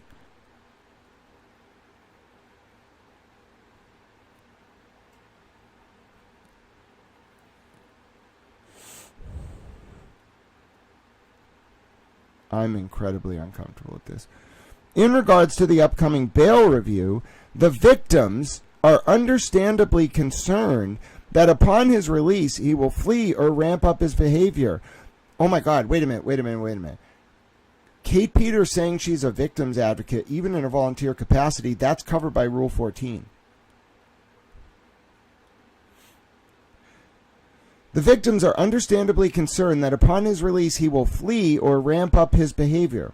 I've explained to them that a cash bail amount is not punitive or designed to necessarily curb behavior, but instead to assure a defendant's appearance in court. That being said, their concern regarding Aiden's flight risk is, in my opinion, justified for the following reasons. Now, I think Mello either used some of these arguments or numbers or something. 1. Aiden can likely afford a higher cash bail. Just from the internet, we can see that he has an active and running fundraiser for legal fees that has raised in excess of $100,000. I have attached a screen capture of the total as of today, 2/14/24. The link to the live page is here. It is fair to estimate that Aiden has been making anywhere from $300 to $100 per live stream in Cash App and Turtle Chat donations. On a live stream from July of 2023, Aiden read out his donations that amounted to approximately $2,800. They are not taxed, and it is difficult to track how much he has been making, although he is claiming on his blogs that he is making a ton of money and paid $60,000 for a brand new vehicle upfront due to his donations, ad revenue, and merchandise sales. Oh, so they accused the Reeds of paying for his Lexus so he would admit to paying for it so they could use it against him? I see. As a result of my, and then he cites his website traffic going up, etc. Aiden claims to be getting 4 million page views a month for his interview from Gretchen Voss. His website is using Google AdSense to bring in ad revenue. The average CPM for Google AdSense is around $2, meaning they pay $2 per 1,000 views to website operators. At 4 million views per month, he is likely making approximately $800 a month in ad revenue alone. At his October 11, 2023 arraignment, Aiden was found indigent by probation per the interview they conducted. Despite the aforementioned revenue, Aiden is likely generating every month and his recent purchase of a brand new SUV in cash. This suggests to me that he is likely to attempt to hide assets and resources from the court that could be used to aid in his flight. A conservative estimate of Aiden's monthly cash revenue right now, gleaning from the factors and information above, is about $35,000 a month or $420,000 a year. This is in addition to the $111,000 he has raised through Give, Send, Go. Aiden's home is currently valued at approximately $643,200 per Zillow, screenshot attached. Aiden has received additional revenue via public appearances related to Karen Reed. $1,500 for an appearance and Q&A at the Star Drive-In in Taunton. $2,500 for an appearance at a comedy show is all that is known to us. Who the fuck is us at this time? Bro, they were running a PI up on him. Look at this shit. This is a fucking mess. Kate compromised the cases. They just tried to blame Lindsay for it. These motherfuckers, man. These motherfuckers. Now I get why so many people get so frustrated with these fuckers when they read this stuff and try to analyze it. Because as, to use Kate's word, a lay towel. I'm a layman, you know what I'm saying? I'm not a lawyer, this is not legal advice. But as a layperson, bro, I would be like, I know something's wrong.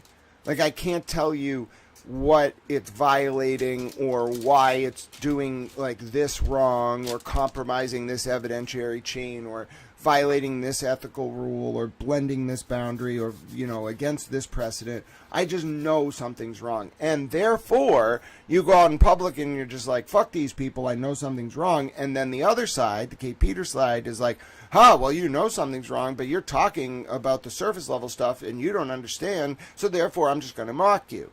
When in reality, I think Kate and her people knew all along what they were fucking doing behind the scenes, and they were mocking the FKR and TurtleBoy people in order to undermine public discussion about these very issues so that people would think everyone who was opposing them was crazy instead of actually on the money but unable to express in words or verbalize exactly what was wrong. That's why someone like me is dangerous. When you speak for thousands of hours on streams over years and years and years, everything is verbalized. It is difficult not to say things.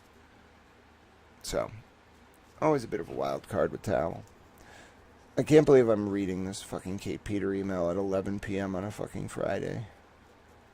You know that scene with Stu Pickles in Rugrats where a dude is like, it is 3 a.m. and I am making pudding for Angelica, who has a broken leg and is acting like a jerk. I have lost complete control of my life. And there's a certain moment in time when you look around and you're like, yep, it's 11 p.m. 11:11 on a Friday. There you go. God bless. 11:11 on a Friday. I'm reading an email that Kate Peters sent to Ken Mello and explicating how she was basically coordinating a prosecution as a, in her words, layman, and fucked the whole thing up and then tried to cover her tracks. 1, don't do that. 2, I've lost complete control of my life. That's it. I have lost complete control of my life. I'm not in charge anymore. I just go with the flow. You know, put me in an ocean current.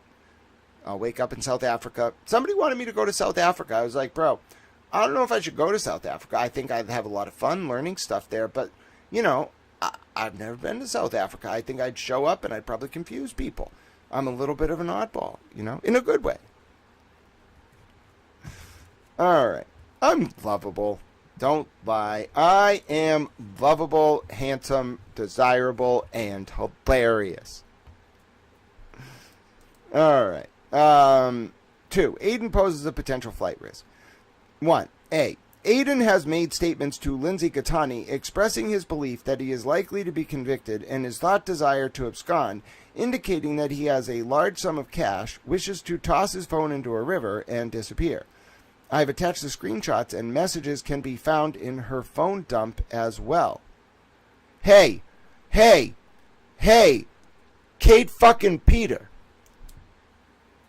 I realize that Lindsay, the extraction was done in January, and that you're saying because there are screenshots they'll be in her phone dump. But why are you talking about the phone dump Tully was doing?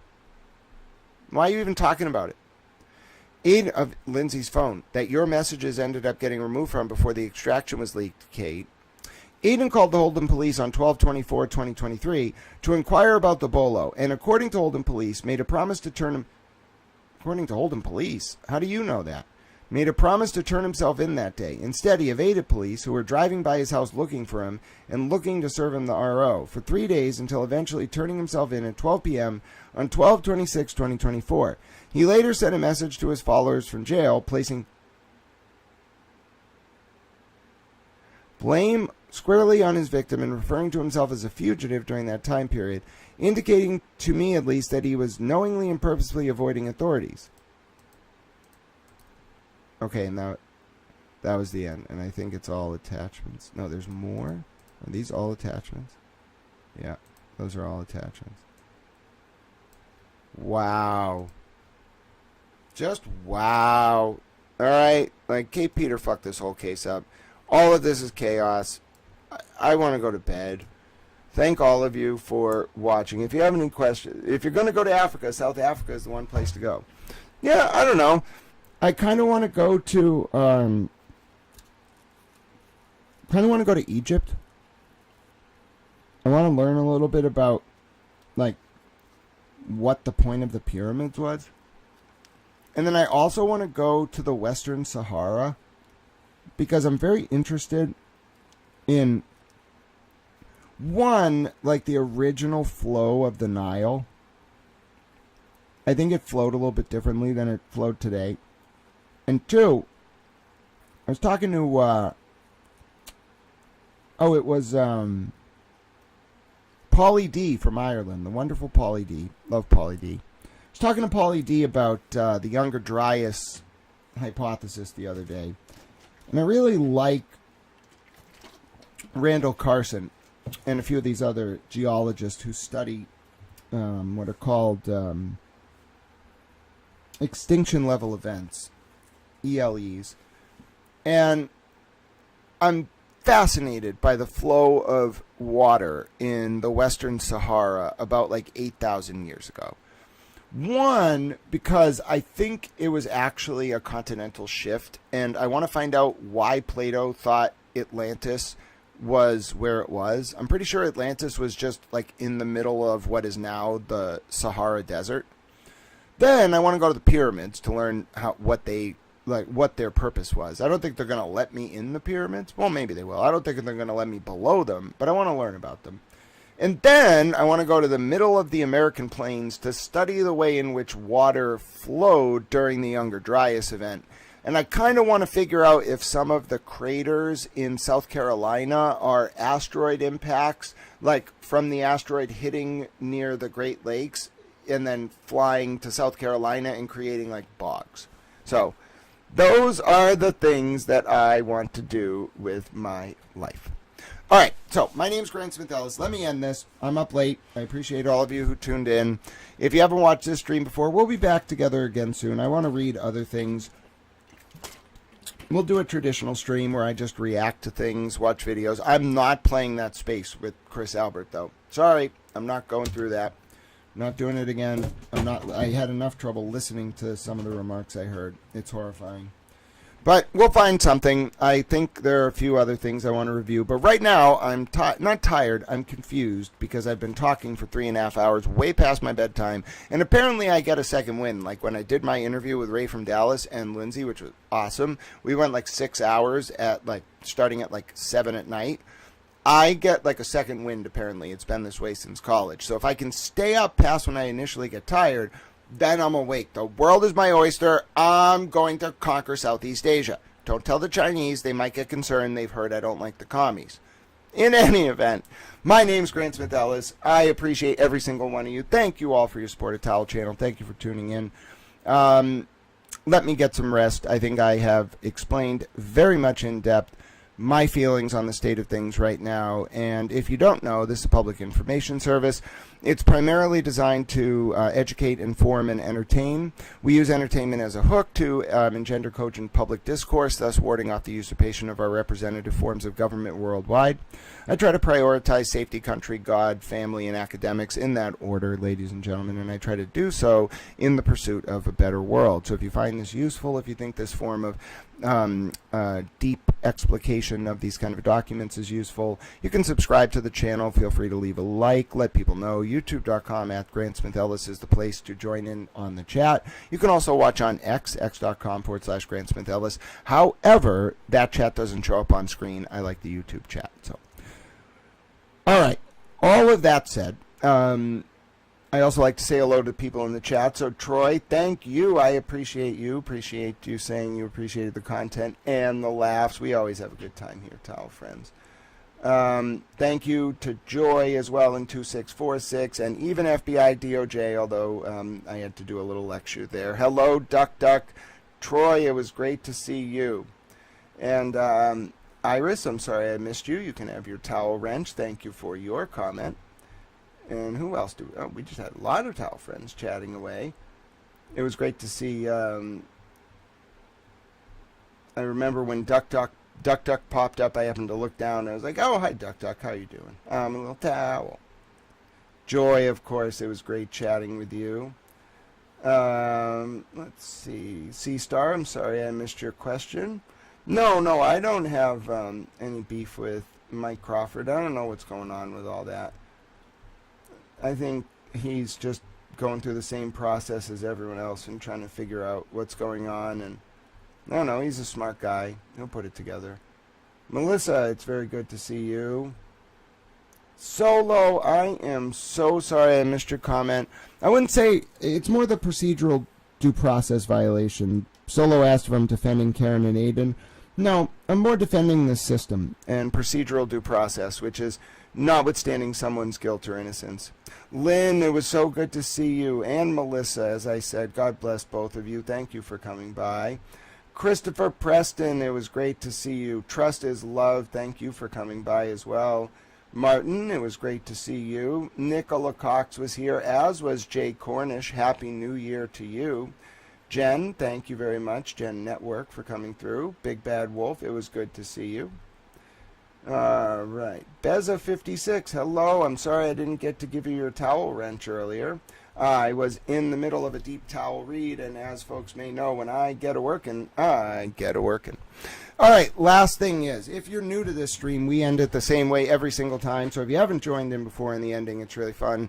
I think it's important. If you're a long-time viewer, you'll know exactly what I'm going to say verbatim, because I say the same thing every time. I don't have a script. I just know what I want to say, which is, if you learned something today, if you want to pay it forward, if you felt this stream was beneficial, if you benefited from the chat or the analysis, there's one way you can really pay it forward.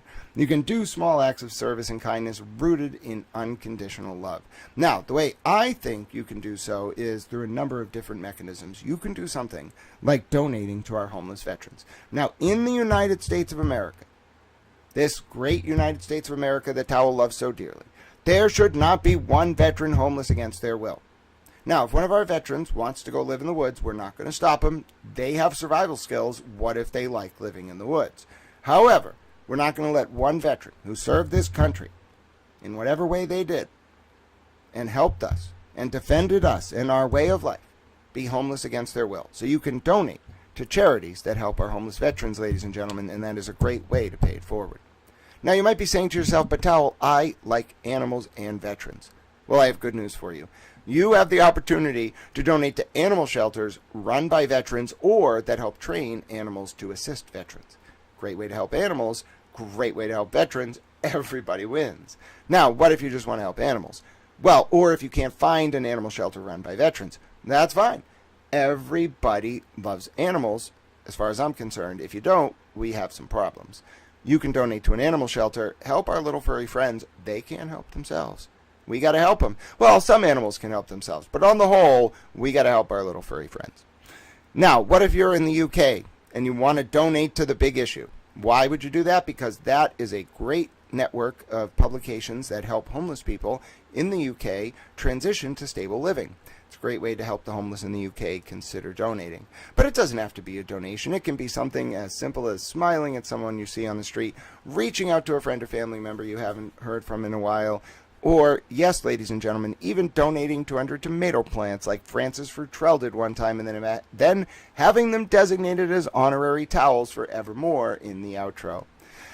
In that way, may we live up to our towel eudaimonia, or summum bonum, our greatest good in the ancient Greek or Latin respectively, and change the current realpolitik from one centered on preserving, expanding, and demonstrating our power to instead one centered on preserving, expanding, and demonstrating our capacity to engage in small acts of service and unconditional love. May those small acts of service ripple outwards, and may we bring about a new digital epoch defined by Aquarius the water bearer standing tall and carrying a towel. I believe it's possible because of you all, ladies and gentlemen, and I'm very grateful for the time we got to spend together today. Towel Friends on the X, you got a few minutes at the beginning, so I'm going to give the Towel Friends on the YouTube a few minutes on the end. God bless you. Enjoy the rest of your Friday. If you're on the East Coast, all 36 minutes of it. My name's Grant Smith Ellis. God bless you. Be well. Be safe. Think about those who are vulnerable. Think about the system. Think about protecting that which matters. And God bless the United States of America. Until we see each other again, my name's Grant Smith Ellis. Towel Friends on the YouTube. What a stream. I'm a little towel. Look at me, all energetic. I stayed up, got my second win. I'm going to go conquer Southeast Asia. Don't tell the Chinese. The government of China is communist. They're going to figure out I'm anti-communist. I'm going to go to protect Taiwan. I'm going to cause a whole diplomatic snafu. They're going to accuse me of violating the Logan Act. It's only been charged once. I think it came about as a result of the XYZ affair. The Alien and Sedition Act, the Logan Act. We enforced like one of them. All right, that said, my name is Grant Smith Ellis. God bless you all. I'm sorry we had so much work to do tonight and I couldn't engage with as many comments as I wanted to. Thank you for tuning in with me. It means so much to me. You can tell I get invigorated being able to spend time with you. I had a lot to say. When I don't get to talk on stream for a week, you get it all at once, and I hope you enjoyed it. I enjoyed spending this night with you. God bless you. Enjoy the rest of your Friday. Know how much you mean to me. I'm glad you all got to chat, even if you may disagree, and I hope your Friday is wonderful. Oh, thank you, 2646. I'm so glad you got to spend some time with us and enjoy the replay. Troy, God bless you. Thanks for being with us. Each and every one of you out there, try to have a good Friday. God bless you. Thank you for giving me so much meaning in my life and for allowing me to try to help people because it's the right thing to do, through the polemics, through the noise, and it means a lot to me. JI5, hello, I appreciate seeing you, and I'm going to interject right now and just say, folks, we're going to say good night and God bless. My name's Grant Smith Ellis. Find me, youtube.com/@GrantSmithEllis, or on X, or on Instagram, whatever you need. I'll try to find the message, unless I can't open the attachment, and then I'll try to fix it.